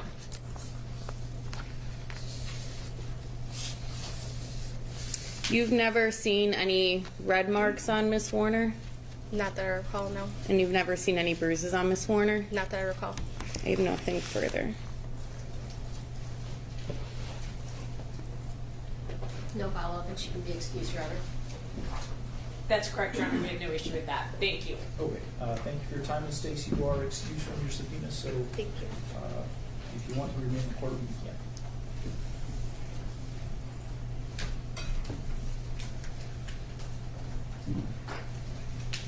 The people would call Raquel Bach.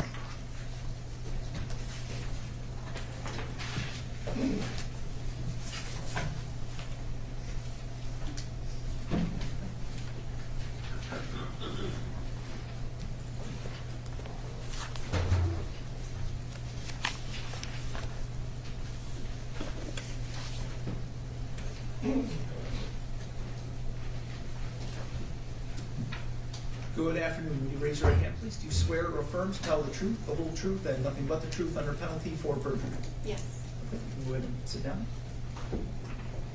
Just ask you to try to keep your voice up as much as possible. Okay. Good afternoon. Hello. Can you state your name and spell it for the record, please? Raquel Bach, Rikkellbb. B-O-C-K. All right. Ms. Bach, how did you know Dee Warner? She was my mom. Okay. How would you describe your relationship with your mom? Very close. Okay. And where did you live in relation to where your mom lived on the Munger farm? Like almost in her backyard. Okay. I'm going to show her. Okay. Is that not working? Okay. What road did you live on? Carson Highway. Okay, and so your mom lived on the corner of Munger and Carson? Correct. Okay, and so you would describe it essentially in her backyard? Yes. All right. And in April of 2021, what were you doing with your house? A total remodel. Okay. Did you go to the Munger farm a lot? Almost every day. All right. For what? My mom watched my kids, and while I worked, and then she would also watch them sometimes when I would help on the house. She helped me do my laundry. We'd eat dinner there almost every night. Okay. What about Sundays? Sundays, pretty much every Sunday we would eat breakfast, but we would always go grocery shopping on Sundays. Okay, always go grocery shopping? Yes. All right. And when you say we would go, who would go? My mom and I, my little sister, and my kids. Okay. How many kids did you have at that time? 2. All right.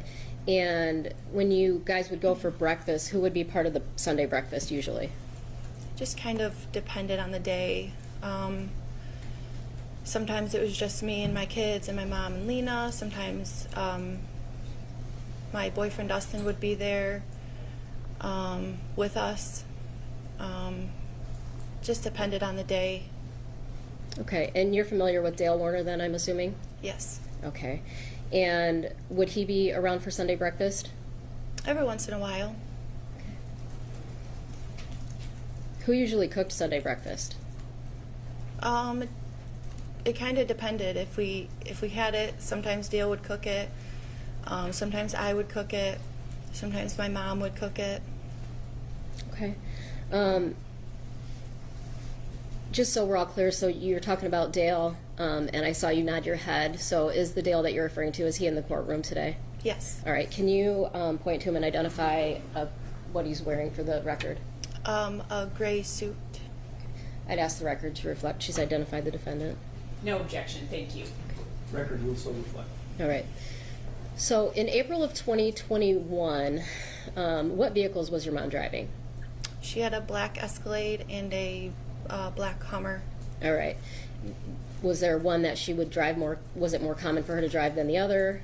The black Escalade she drove more. All right.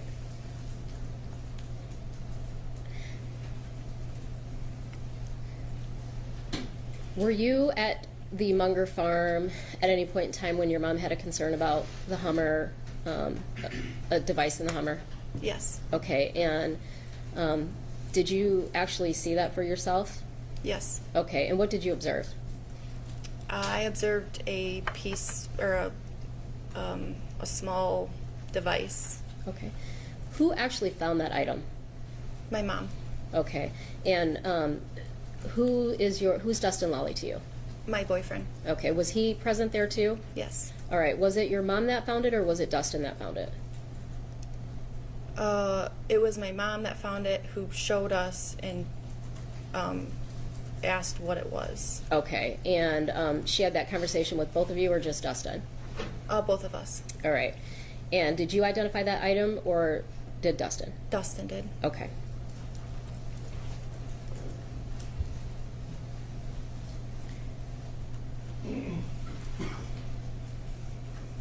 Were you ever around your mom and Dale when they would have fights? I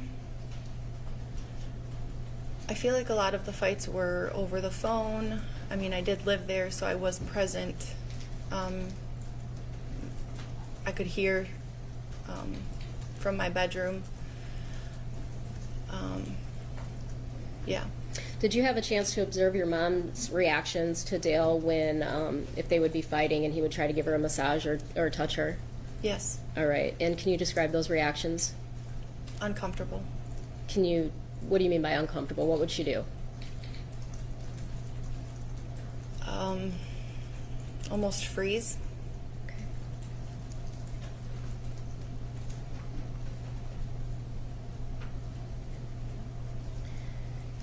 Do you recall a time when, in March of 2021, your mom and Dale and Lena went to Florida? Yes. Okay, and do you know what they drove down there? The camper. All right.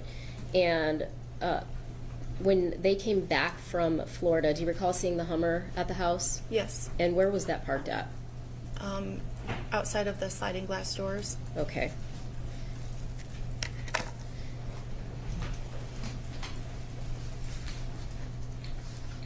Your Honor, may we approach?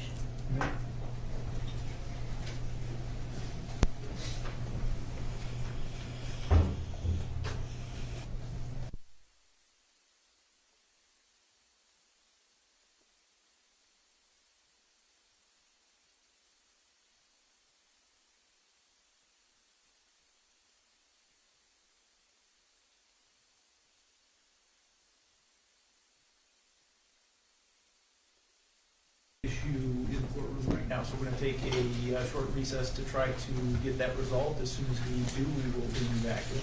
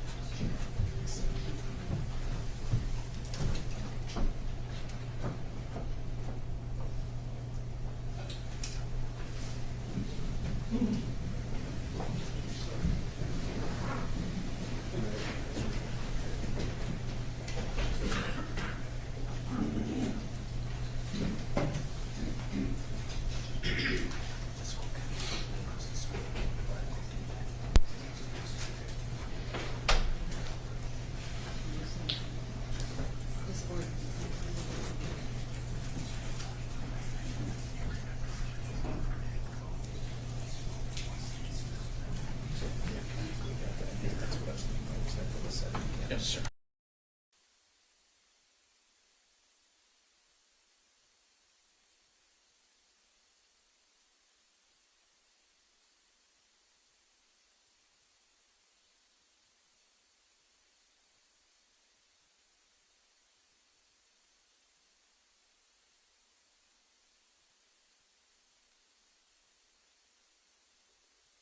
Too many exhibits to show you, so we had to fix the technology issue. We talked a little bit about where your home was in relation to the Munger farm, so I'm going to go back and show you Exhibit 205. And do you recognize that? Yes. Okay, and what's in the bottom of the screen, in the bottom left corner of the screen? My mom's house. Okay, and that, the Munger farm? Yes. All right. And where is your house in relation to that on the map? Like almost in the middle of the picture. Okay, on the right side of the road? Yes. Okay. Here, I'm going to approach the witness with some exhibits. Actually, I'm not going to. I'm going to show you Exhibit 12.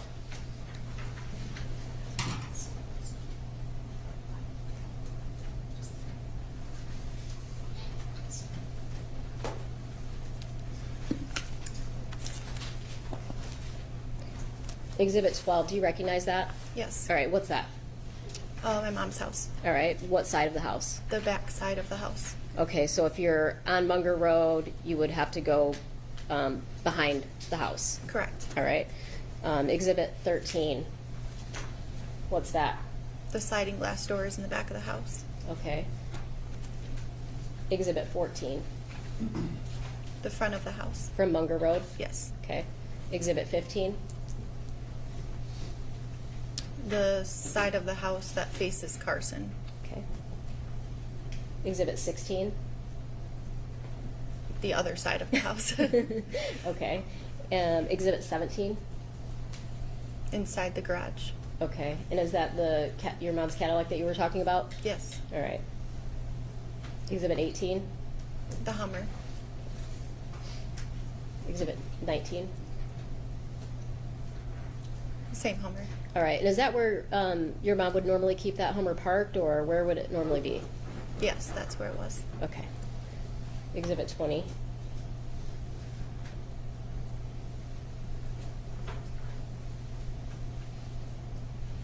Do you recognize that item? Yes. What's that? The JCB loader. Okay. So when we refer to the JCB, this is what? Yes. Okay. Exhibit 21? What's that? The Kubota. All right. And that's, it looks like just like a little off-road Like a utility. utility vehicle? Okay. All right. Number 6? The office. Okay. And is that, so if I'm looking on the left side of the screen, I can see a big bay garage door. Is that also part of the office? No, it's a barn. Okay. Exhibit 7? Like the main office doors. Okay, and with those doors, are those doors kept locked, do you know? Yes. Exhibit 8? Are you familiar with the inside of the office? Yes. All right. What is this? That is the layout of the inside of the office.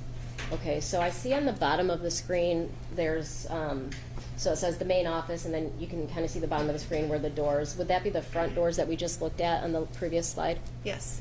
Okay, and then to the left is a conference room? Yes. All right. And did your mom have an office in there? Yes. Where at?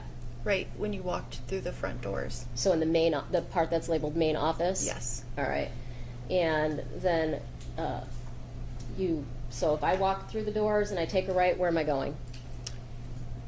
Down a hallway to like Dale's office or the break room, and then the trucking side. Okay. Is there another door to get in and out of that office? Yes. All right. Where's that at? It's located in front of like the trucking office. Okay. Would it be in the front or the side or the back? Do you know? The front. Okay. Exhibit 9. Do you recognize this area? Yes. All right. And what area is that? It's like the break room / Dale's desk. Okay. So the break room / Dale's desk? Yes. All right. And is that what we see in the top right corner? Would that have been his desk? Yes. All right. Exhibit 10. What's this? It's just like the side of the house, between the office and the house. It's Okay. like driveway. 11. What's that? The sprayer barn. Okay, the sprayer barn. Do you ever go in there? No. All right.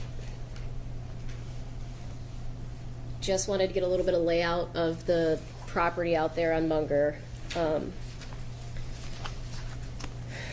I'm going to take you back to the Saturday, April 24th, 2021. Did you see your mom that day? Yes. All right, where at? Her house. Do you remember what time it was? 4 or 5-ish PM? p.m. Yes. Okay. Who were you with? I was with my daughter, one Alright. of my daughters. All right. Who was at the house when you got there? My mom and Lena. All right, what were they doing? Lena was sleeping and my mom was sitting on the chair. Okay. How did you observe her to look? Unwell. Describe that. Very upset.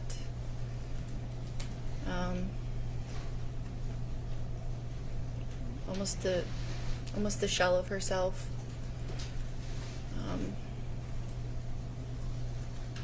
Upset. Okay. Was she crying? Was she doing anything? Yes. All right. Did you have a conversation with her about what was going on? Yes. All right. Based on that conversation, did she tell you that she had any plan that night? That she was gonna leave Dale. All right. Did she say when you say she said she was going to leave him, what was the plan for that night? She was gonna tell him that she wanted a divorce. All right. Was she going to tell him anything else? That she was gonna sell the trucking company. Have you had that conversation with your mom before?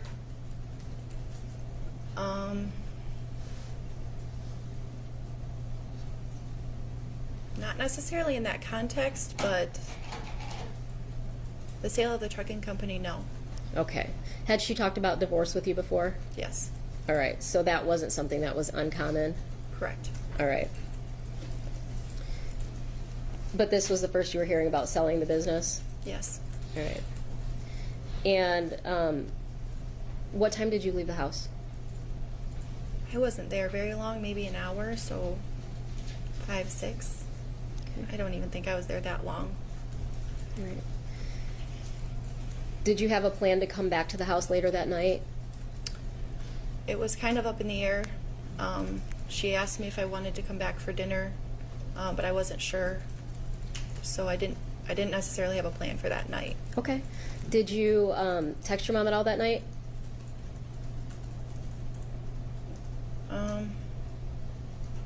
I did. I texted her like pretty late and told her that we weren't coming. Okay. When you say pretty late, do you recall about what time it was? I want to say maybe 11, 10 or 11. Okay. I think. I don't remember. Okay. Do you think it could have been a little earlier than that? Yeah, could have been. Okay. And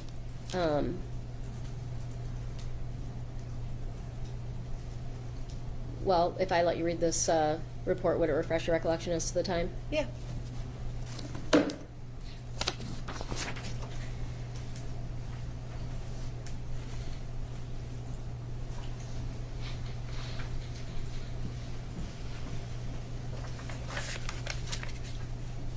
Just go ahead and read it quietly, and then I'll follow up.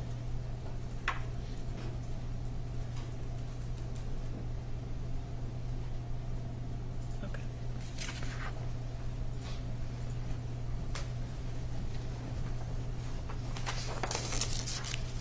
All right. Do you remember approximately what time you texted her? It was 21. Military time, so Yeah. about 9 o'clock. Does 9 o'clock Yeah. sound right? Okay, fair enough. Did your mom respond to you at all? I don't remember. Okay. Do you Sorry, I no, should have that's read okay. further. Do you want to read a little bit further? Sure. Okay.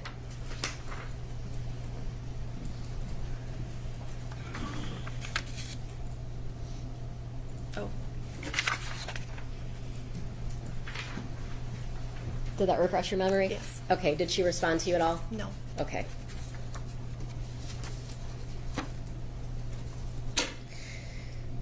All right. Saturday night, what time did you get home? You and Dustin went somewhere after that, after your mom's house, correct? Dustin wasn't with me when I was at my mom's, but when we were at our house, then we went back to my dad's house. Okay. And where does your dad live?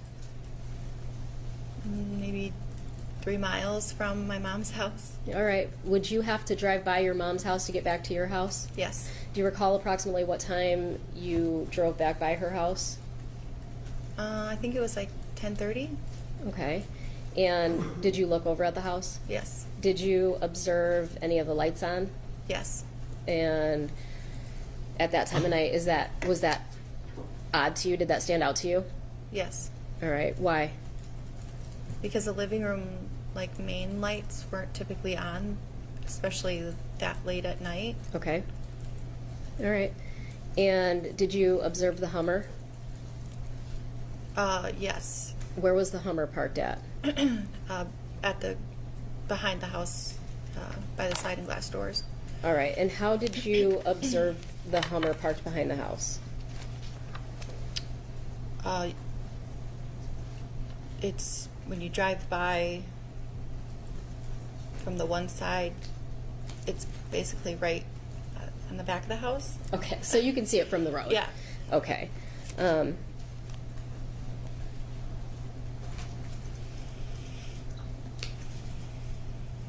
going to show you Exhibit 19, which you've already described as the Hummer. Is that where you observed it parked? Yes. All right. You get home, go to bed, do whatever you do. What do you do Sunday morning when you wake up? I woke up and went over to my mom's house. Okay. Do you know approximately what time?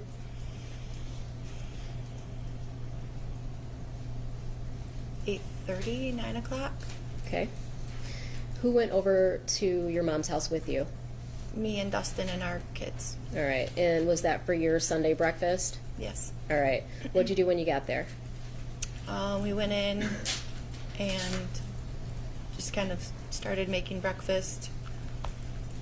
And then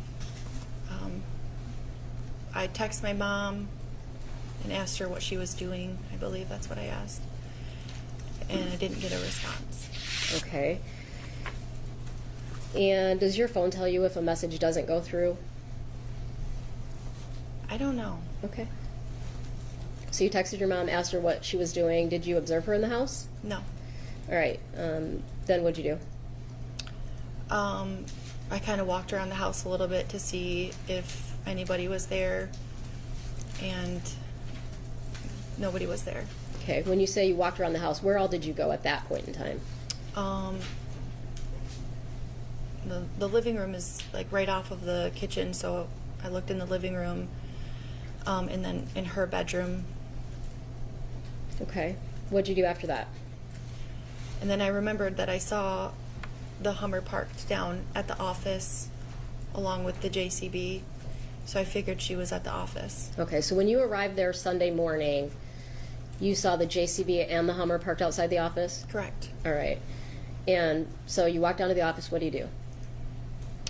I didn't go down to the office at that point. Okay. I think we just ate some breakfast and then we left Okay. Where'd you go? to my house. All right. What'd you do from there? I called my mom. Did she answer? No. Okay. Did the phone ring? No. What'd you do after that? I went back down to the office to see if my little sister was down there Why would you be going down there to see if your little sister was down there? because I thought they were fighting in the office. When you say they, who are you referring to? My mom and Dale. All right. And so you were going to go get your sister or something? Yes. All right. Did you go in the office? Yes. All right. And what'd you see? Nothing. Okay. What'd you do after that?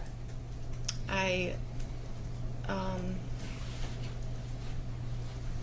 left. I think I left again and went back to my house and called my siblings and anybody that I thought would know where she was. Okay. When you said you called your siblings, who all did you call? I called Zach and Amber. Okay. Did you call TJ? I don't think I had called him yet at that point. All right. After you talked to Zach and Amber, what'd you do? I sent a message to Stephanie Stephanie who? Vogel Okay. and Shelly. No, I don't think I called Shelly at that point yet. Okay. I'm going to stop you. Who is Stephanie Vocal? She was my mom's secretary. All right. And do you know if her and your mom were close? Yes. You know, or they are? They were? They were. Okay. And, okay, you sent Stephanie a message, and then, I'm sorry, did you say you called Shelly, or you? I don't think I called her yet at that point. Okay. So after you left a message for Stephanie, what'd you do after that? Then we drove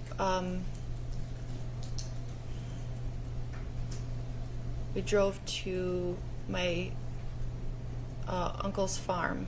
All right. Who's your uncle? Greg. Greg who? Greg Hardy. All right.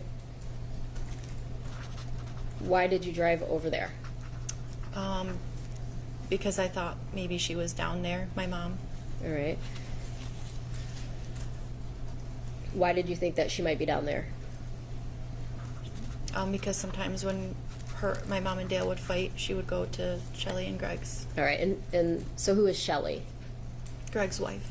All right, so your Aunt Shelly and Uncle Greg? Correct. All right, and how far from the Munger farm did they live? Mile, maybe. Okay, so everybody kind of lives pretty close together. Yes. All right, so do you talk to Greg and Shelly at that point? Yeah. I talked to Shelly. No, I didn't see anybody. I'm sorry. Okay, and then where'd you go?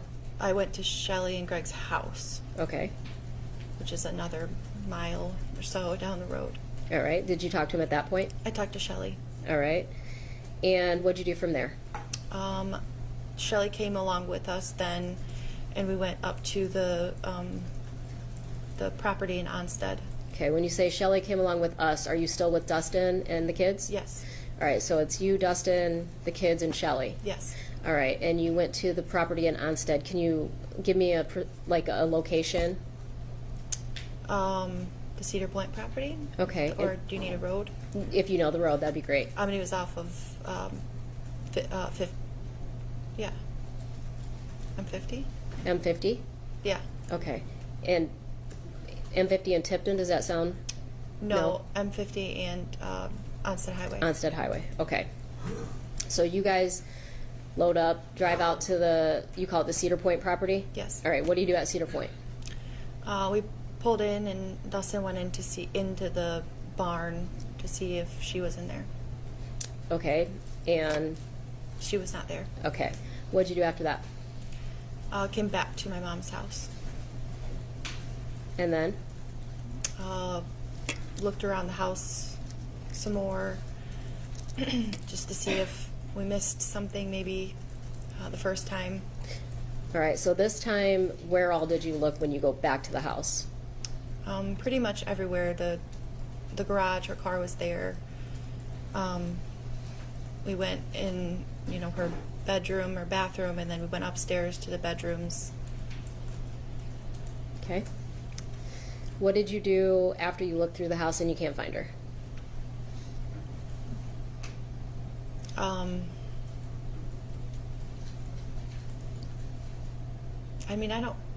I kind of stayed up there.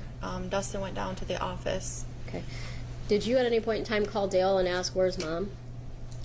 He called me. Okay. Do you know when he called you? He called me when I was at my Aunt Shelley and Uncle Greg's farm. Okay. Did you have a conversation with him? Yes. What'd you guys talk about? He asked me if I had talked to my mom. All right. So he called you looking for your mom. Yes. All right, why? Because somebody had called him. I think Stephanie called him. And Stephanie told him that I was looking for my mom. All right. So does he say anything else about your mom? That they got into, no. No, I think I asked where Lena was, and he told me that she was at her aunt and uncle's house. Okay. Did he say anything else? In that phone call, Did he tell you where your mom was at when he left the house? he said that she was sleeping on the couch when he left at 6 a.m. Okay. And you hang up with him, then what happens? And then that's when we went to Shelley's, and then, Okay, all so right. then we came back to the house. So at some point, when you come back to the house, does Dale arrive at the house? Yes. All right. Do you have a conversation with him? Yes. All right. And what's the first contact you make with Dale when he comes back to the house? Where's that at? In my mom's bedroom. All right. And I'm going to show you Exhibit 2. Okay. What's that? My mom's bedroom. Okay. And is that where you had a conversation with Dale? Yes. All right. What do you guys talk about? He asked me if I knew about my mom had he asked me if I knew that my mom had a secret phone He said that she's been leaving in the middle of the night, and then he said that she's got pills everywhere. And then he showed me that she left her ring on the desk in the office, on his desk. Okay, so you're looking for your mom, and he says to you she's been leaving in the middle of the night, she's got all these pills, and here's her ring. Is that a yes? Yes. Okay, does he say anything else to you?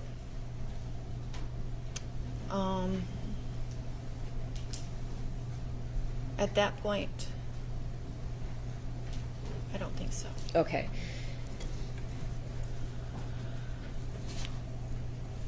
Do you have any other discussion with Dale about the fact that you can't find your mom anywhere?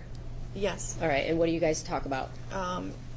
It kind of led into the back into the kitchen, and he opened up the medicine cabinet and started talking about the pills again, and then said, everything I've worked for is gone. Okay. Did you ask him what he meant by that? No. All right. What else did he say?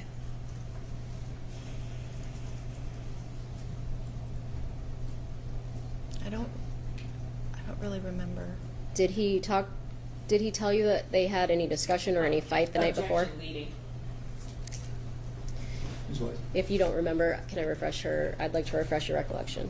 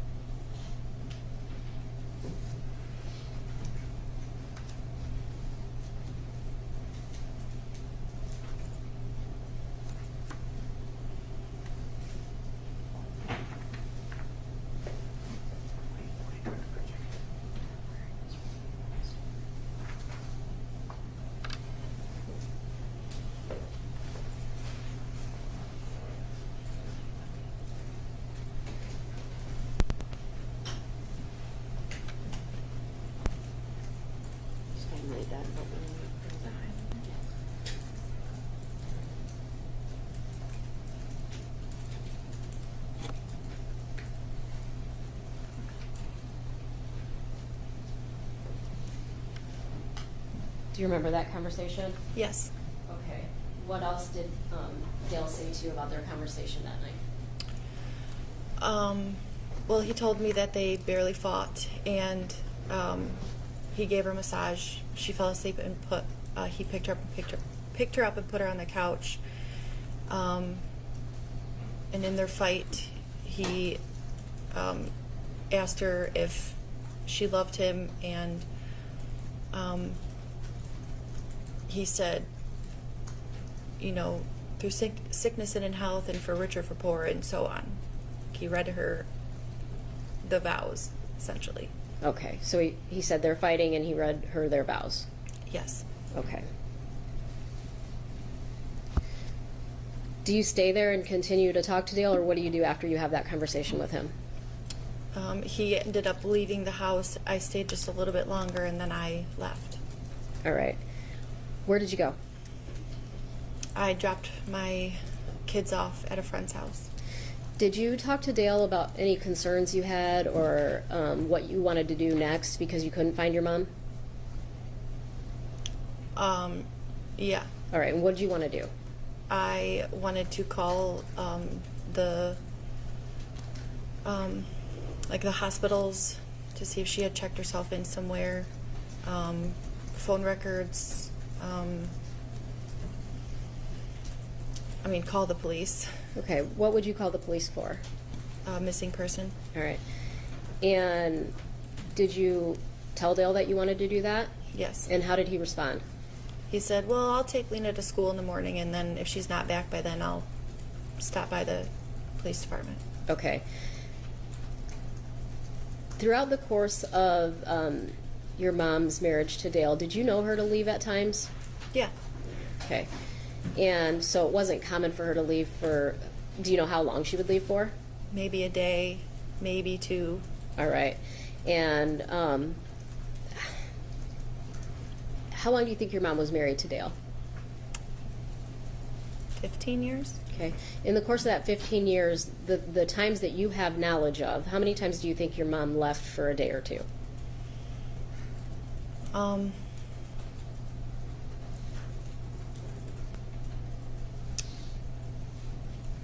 Maybe every couple of months, Okay. at least. Every couple of months over 15 years, so maybe a couple hundred? Yeah. Okay. Had you ever called the police to report her missing prior to this? No. All right. And did you end up calling the police? Yes. All right. Do you recall, was that on that Sunday, the 25th? Yes. All right.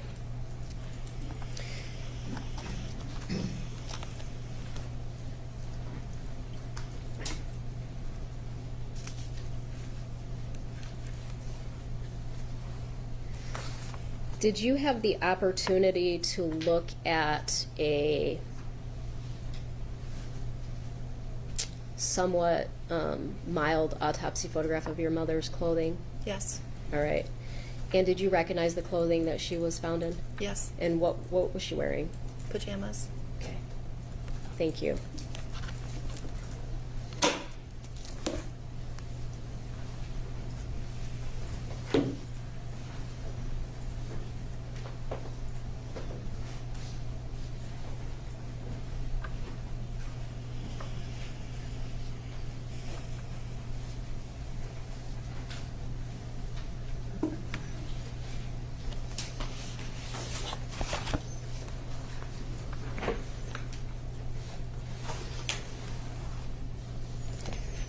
Good afternoon. I just have some questions for you. You testified that you went over to your mom's house basically every day leading up to her going missing. Correct. And how long had that been going on for? Since October of 2020. And you also testified that you lived there when you were younger as well. Yes. In the house. You personally observed yelling between Mr. Warner and Miss Warner? Yes.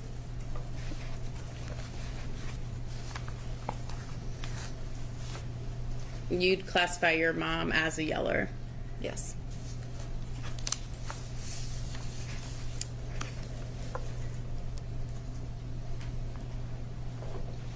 I think we just established that your mom, Miss Warner, was known to randomly leave for a day or two throughout the 15 years that she was married to Mr. Warner. Yes. And it was also common for her to say that she was done with her marriage. Yes. It wasn't surprising when she would say things like that to you. No. Would you often consider it just talk? Yeah.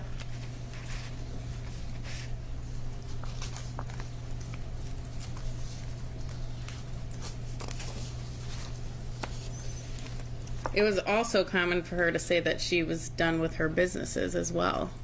No. Ms. Saylor, I'm going to have you play for Ms. Bach GWOD 06 3418 to 3440, please. 18 to 3440.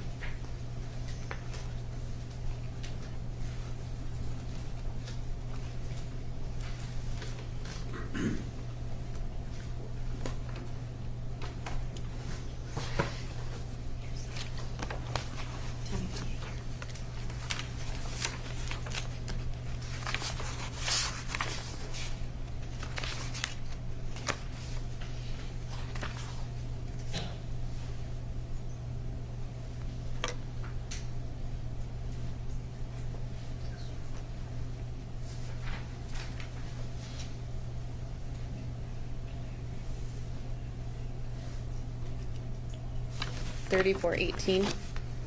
to 3440. Did you hear that?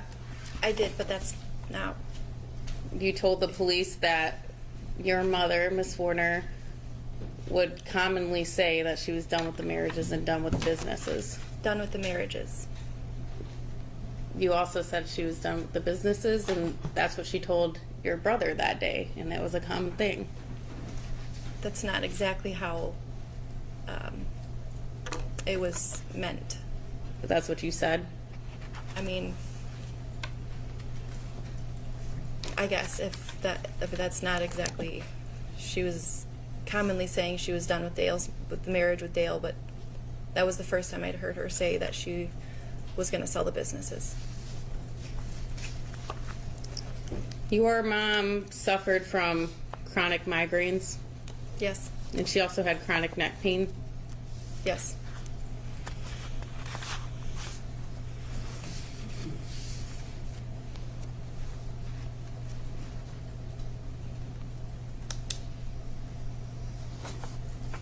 I want to put a time frame on this common topic of bringing up divorce. In the months leading up to April 2021, that was frequently when she would talk about wanting a divorce, correct? Before they even got married. Okay, so it was Yeah. frequent all Yep. the time. Speaking of April, you testified on direct April 24th, 2021. You saw the Hummer in the back of your mother's house on Munger, Yes, and it was pulled up to the glass, sliding glass doors. yes. When you were driving on Munger Road, were you driving toward Carson Highway or away from Carson Highway? Away from Carson Highway. And when you were driving, was the Munger house on your right? Yes. When you saw the Hummer, was it when you were approaching the house, when you were in front of the house, when you were driving away? At what point did you see the Hummer back there? As I was approaching the house. Do you know where exactly you were in relation to the intersection of Carson Highway and Munger Road? I guess it would be sort of in front of that big door that was in the same building as the office. Okay, so you were outside the office building and the big garage door that Miss Weiss had mentioned? Yeah, which is where the road is.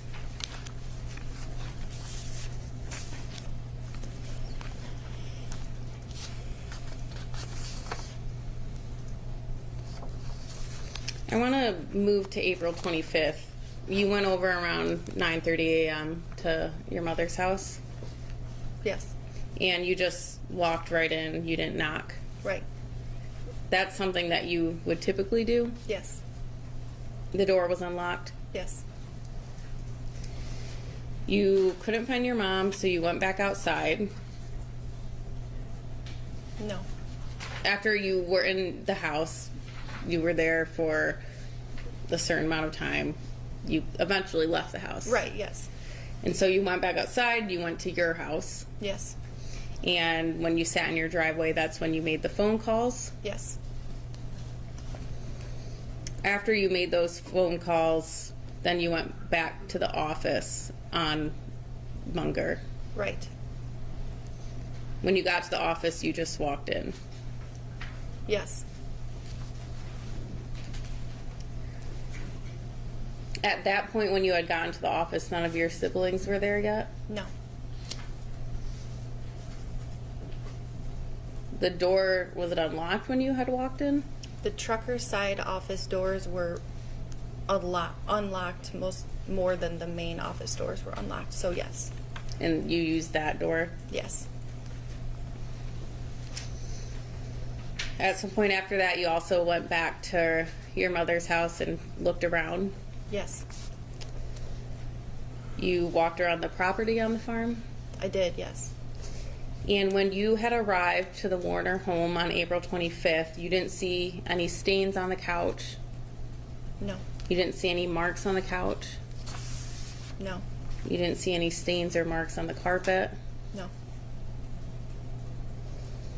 At one point, you were in the office with your brother, Zach, is that correct? yes, and you looked at the camera surveillance videos. Yes. And you were able to view them because your brother Zach had access to the cameras. Correct. That day, April 25th, Mr. Warner was acting how he typically acts. Yeah. And he actually told you that Miss Warner would come back. Yeah. He thought she voluntarily left. Yes.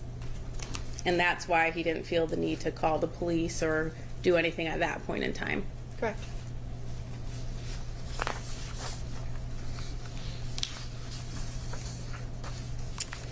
To your knowledge, Mr. Warner would use the JCB that we saw in that photo to move trash around from place to place. Correct. And he would drive it to the office, he'd drive it to the house to collect the trash, Yes. and then he would dump it out in the back. Yes.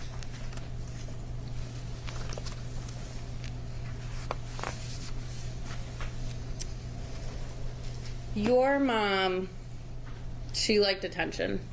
Would you agree? Yeah. And she was dramatic, Yeah. and she would overreact to situations. Yep.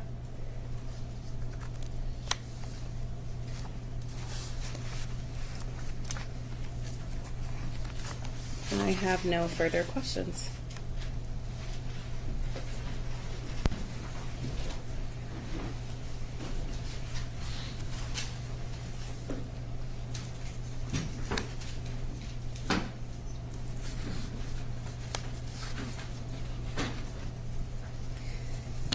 So over the 15 years, the many times the topic of divorce came up, was there something different about this time, in your opinion?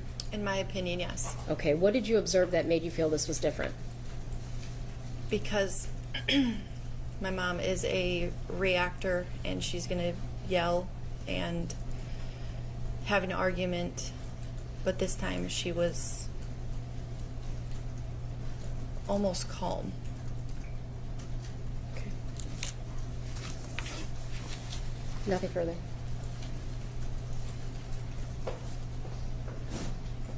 I have nothing further. She can be excused, Your Honor. No objection, thank you. Thank you. You are excused from your subpoena, so if you want to stay in the courtroom, you are able to do that. Thank you.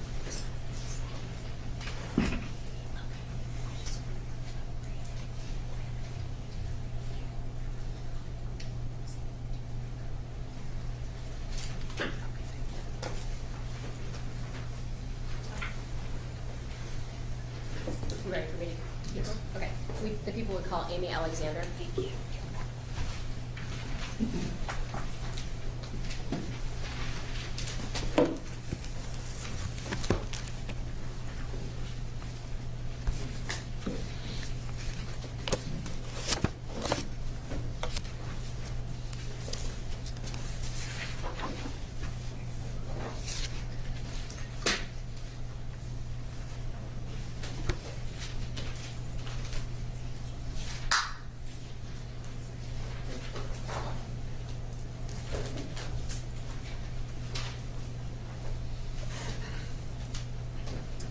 Ms. Alexander, before you sit down, I'm going to ask you to raise your right hand, please. You swear or affirm to tell the truth, the whole truth, and nothing but the truth under penalty for perjury. Need you to say it louder than that, please. Yes. Okay. You can go ahead and have a seat. It is important that everyone be able to hear you, so I'll need you to keep your voice up as much as possible. Okay. Amy, can you please state your full name and spell it for the record? Amy Jo Alexander, AMYJOALEXANDER. Miss Alexander, did you know Dee Warner? Yes, I did. And how did you know her? I have been with her brother-in-law since 2011. Okay. And when you say brother-in-law, who is this? Bill Warner? And is that would be Dale's brother? Correct. All right. And so you also knew Dale Warner then, I'm assuming? Correct. All right. What was your relationship with Dee Warner? We were good friends. Okay. Did you guys talk often? Yes. How often would you talk? sometimes daily, sometimes every other day, sometimes a couple of weeks, depending on what our schedule was or her schedule was. Okay.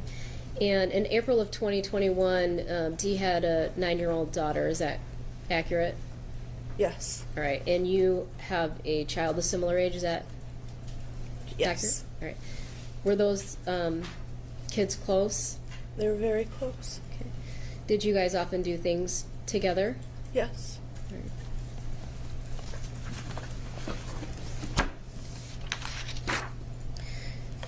Did you ever observe any arguments and fighting between Dee and Dale? Yes, I did. All right. Did you observe Dale try to massage or otherwise touch Dee while they were arguing? No. Okay. In April of 2021, did there come a time when you had a conversation with Dee about keeping Lena for the night? Yes, I did. All right. And do you recall what night that was? It was April 24th, 2021. That was on a Saturday. All right.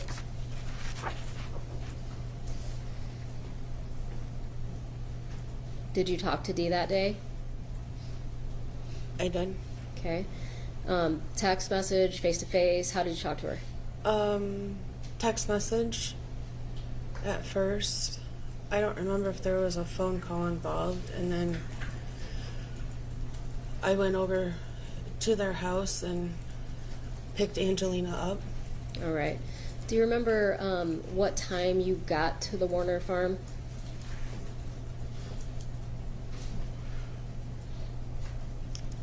Seven something. I don't know the exact time. It would be on my text record because she Okay. had asked if I was close or something, and I said here. If I show you your text record, would you remember what time it was? Yes.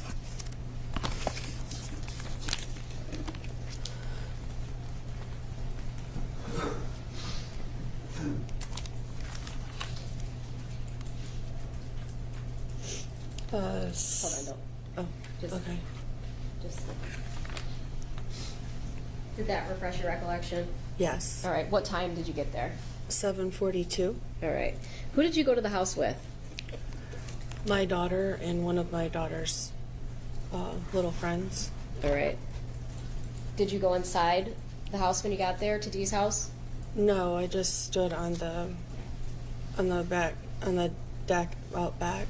Okay, so you got out of your vehicle, but you didn't go inside. Correct. All right. Did you talk to Dee?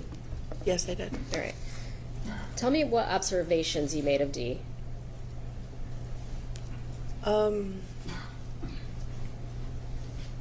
I could tell she had been crying. She had like red blotchy spots on her neck. She always had her makeup like done perfectly, and I mean her face was just, eyes were puffy, swollen. I mean, you could just tell that she had been crying quite a bit. Okay. When you said Dee always had her makeup done, can you describe to me what the typical Dee was like on a... Oh, she was always dressed very nice, hair and makeup done, jewelry, everything, you know. Did you ever see Dee leave the house in her pajamas? No. So she's crying, she's blotchy. Does Dee tell you what her plan for that night is? She was going to talk to Dale, and she said she was done. She was going to sell the trucking company, and she was done, and she was going to tell him that she wanted a divorce. Okay. Had Dee said this to you before? Yes. All right. How often do you think she said that?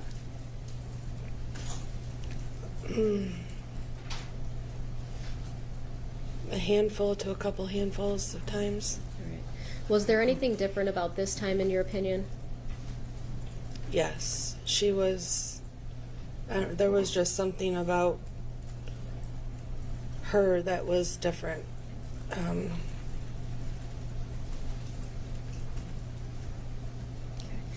And before you went to pick up Lena, did you have, did Dee ask you to come pick her up, or how did that happen? How did it come about to where you came to pick up Lena? The girls hadn't been together in, I don't know, they hadn't seen each, well, they saw each other at school, but for like a week, and I said, well, why don't you just let her come over here and stay the night? Hazel is here, and she has one of her friends, and all three of the girls went to school together. Lena was a couple years older, but they all knew each other, and I'm like, they'll have fun. Okay. Did you know at that point in time when you made the plan for Lena to come over that Dee was going to have a conversation with Dale? Yes, I did. Okay. And so whose idea was it to have Lena come over? Mine.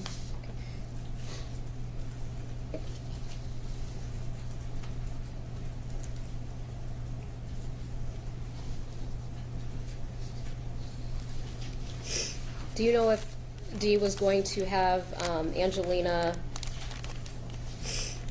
stay somewhere else that night prior to you offering to keep her? I don't know.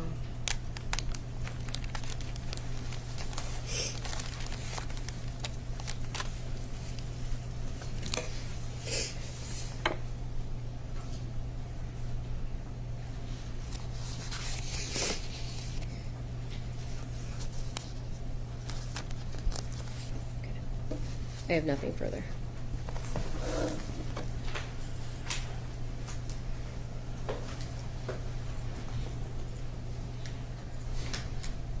Good afternoon, Ms. Alexander. My name is Mary Chartier, and I have some questions for you this afternoon. So, ma'am, to confirm, it was your idea to have Angelina come to your house and spend the evening with your daughter Hazel and then one of Hazel's friends. Correct. And that wasn't unusual. It sounds like your daughter Hazel and Angelina were friends and they did fun things together. They were very close, yes. And they spent time at the Warners, correct? Correct. Hazel would also spend the night there sometimes? Mm-hmm. Correct. You arrived at, you indicated roughly 7:42 p.m. to pick up Angelina. Yes. Now, you had indicated that Ms. Warner, according to you, looked like she had been crying. She had a blotchy neck, right? Correct. In addition to what you testified to, Ms. Warner also told you that she had had a fight with a trucking employee named Terry. Terry and Terry. Terry. And Terry's wife, Terry. So, sure, so I was getting to that, but thank you for the clarification. So she had an argument with Terry, the male, who worked as a truck driver for the Warners, and then Terry, his wife, ex-wife, who's a Todd. female. And Todd. I think Todd was involved, if I remember correct. And that was troubling to her, right? Yes. She had indicated to you that she had been fighting with Mr. Warner about the circumstances with Todd and Terry? I don't know what the circumstances were. She was going to screenshot some text messages to me later that evening, but they never came. So I'm not asking you about the specific circumstances. I'm asking you, did Ms. Warner talk to you about one of the things that she was arguing with Mr. Warner about was the situation with Todd and Terry? Yeah, but I don't know what it was about. Thank you. And when you were getting to leave with your daughter, Mr. Warner arrived at the home? Correct. Earlier in the day, when you had been communicating with Ms. Warner, she indicated that she had a migraine? I don't remember. Would looking at a copy of your exam transcript where you testified, would that be helpful to help your memory? Yes. Page 106, Ms. Saylor. Thank you.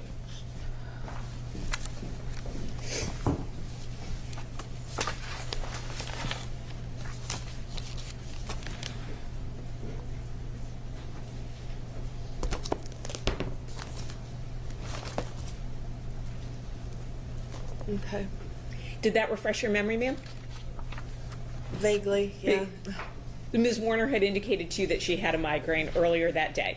Yeah, Correct. and if I remember correctly, she said that she had been... No, so I'm going to just ask you to just answer my question if that's okay. Okay. So the question was just about the migraine. Okay, And that was accurate, your testimony, when you provided that, correct? correct. Now, you testified that she indicated she wanted to get a divorce from Mr. Warner. She had said that to you previously, correct? Correct. And she'd also talked about not wanting to work so much, right? I don't recall that. So prior to April 24th, 2021, you don't remember her talking about not wanting to work so much? Would looking at a copy of your exam transcript where you testified under oath, would that help refresh your memory? I would hope, yes. Thank you, Ms. Saylor. Can you let me know what page you're going to? 107.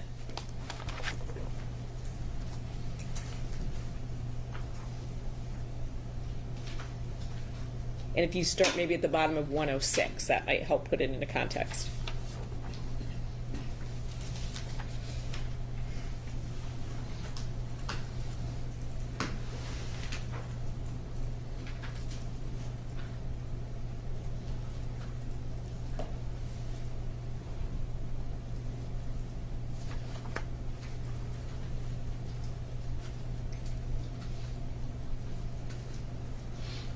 Ms. Alexander, did that refresh your memory? Vaguely. And there were several times at least that Ms. Warner had indicated to you that she wanted to stop working too much or working so much.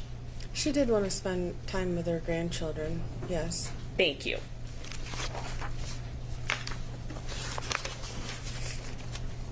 Now, you indicated that you, in April of 2021, had known Ms. Warner for roughly 11 years. I've been in the family since 2011, yes. And so that would have been maybe about 10 years at the time? Mm-hmm. I'm sorry, you have to answer audibly Sorry, for the... yes. Everybody does that. Everybody does that. And sometimes you would have to take what Ms. Warner told you with a grain of salt, correct? Sometimes. And you also would know that sometimes Ms. Warner would leave her house for a few days during the course of her marriage with Mr. Warner. Yes.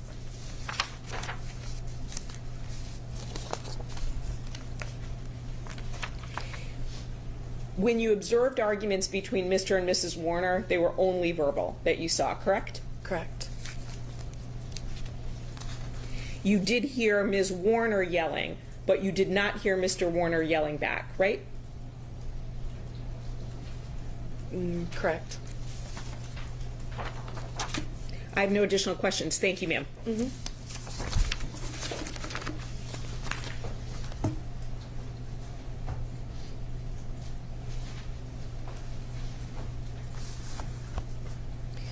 All right. You indicated sometimes Dee would leave for a day or two, and that was kind of a common occurrence through her marriage, correct? Correct. And how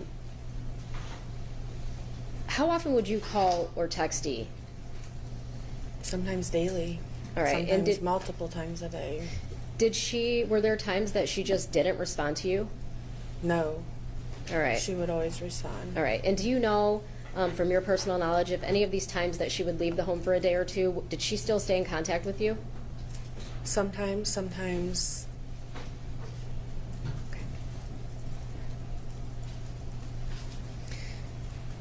You indicated that you picked up Lena to spend the night with Hazel, and did you say you couldn't recall if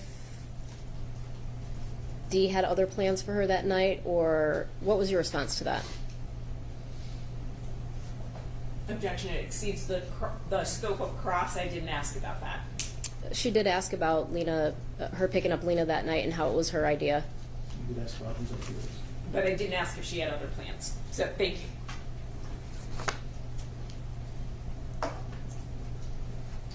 It's not exactly there, but it's within the scope of what you asked. It's the same basic topic, so I would approve that objection. Thank you. Ma'am, if I show you your conversation with Miss Warner that night, would that help you remember what the plan for Lena was? Yes.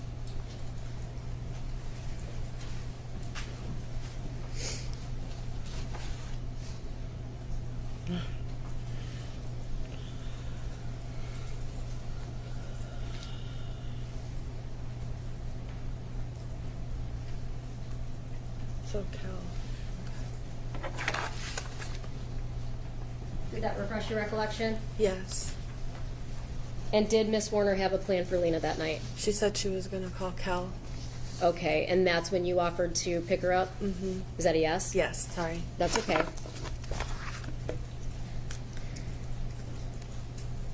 After April 24th, 2021, did you ever talk to Dee Warner again?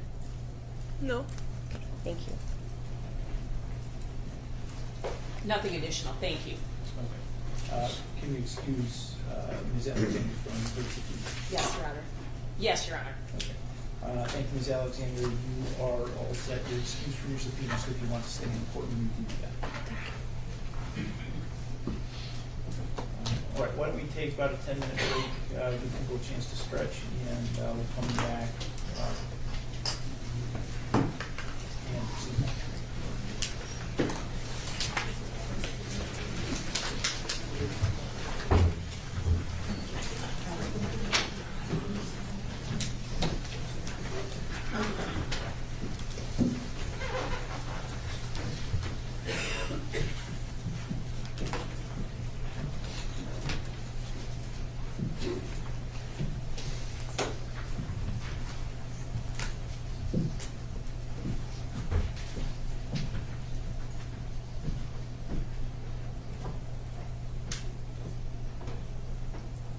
Anything else we need to address outside the presence of the jury at this point? The only thing is, so I believe the stipulation for exhibits was 204, and Ms. Wise introduced 205, but we were going to be stipulating to 205. So I just wanted to make sure the record was clear. Yes. Because theoretically it would not be moved to be admitted, but because we were stipulating to that, it would be admitted if the court approved the stipulation. Correct, Your Honor. So you're stipulating to 205 at this point? Correct. And 204 too. We'll just jump ahead to that one. Okay, I think you'd already agreed to 204. We did. Yes. Thank you. All right. Thank you. So 205 is Thank you. okay.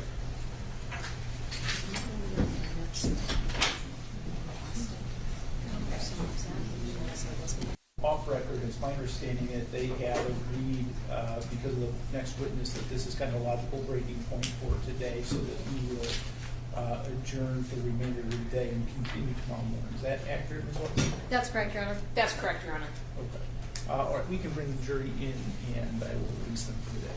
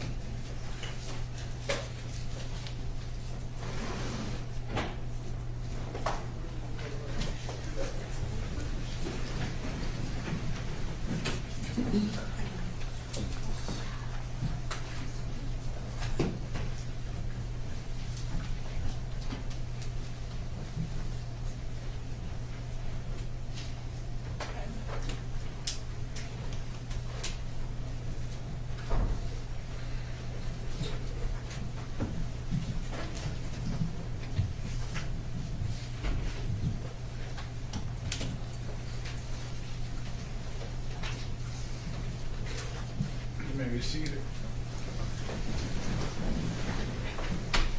Okay, welcome back, ladies and gentlemen. We are at a point today where it's kind of a logical breaking point between witnesses, and I'm told that we are a little bit ahead of schedule. So what we're going to do is adjourn for the remainder of the day. We will resume tomorrow morning at 9 a.m. So again, just like today. And before I release you for the day, I will read you the publicity instruction one more time. So during this trial, do not read, listen to, or watch any news reports about the case. Under the law, the evidence you consider to decide the case must meet certain standards. For example, witnesses must swear to tell the truth, and lawyers must be able to examine them, or cross-examine them. Because news reports do not have to meet these standards, they could give you incorrect or misleading information that might unfairly favor one side. So to be fair to both sides, you must follow this instruction. So thank you for your time today, and we will resume tomorrow at 9 a.m.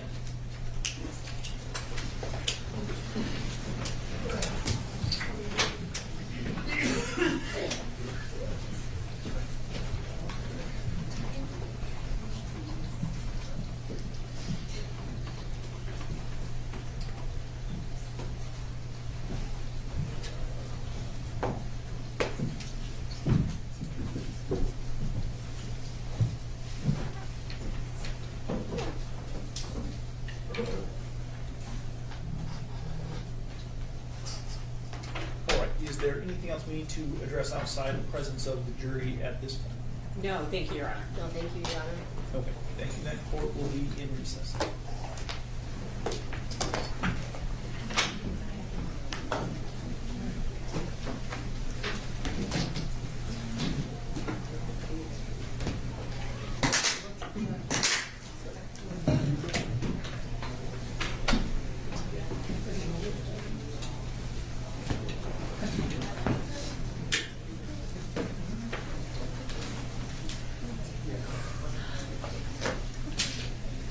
Okay, muscles. I'm just telling you, don't think that I'm picking that up. It's too heavy.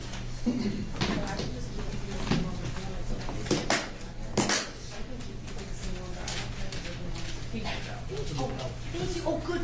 Listen,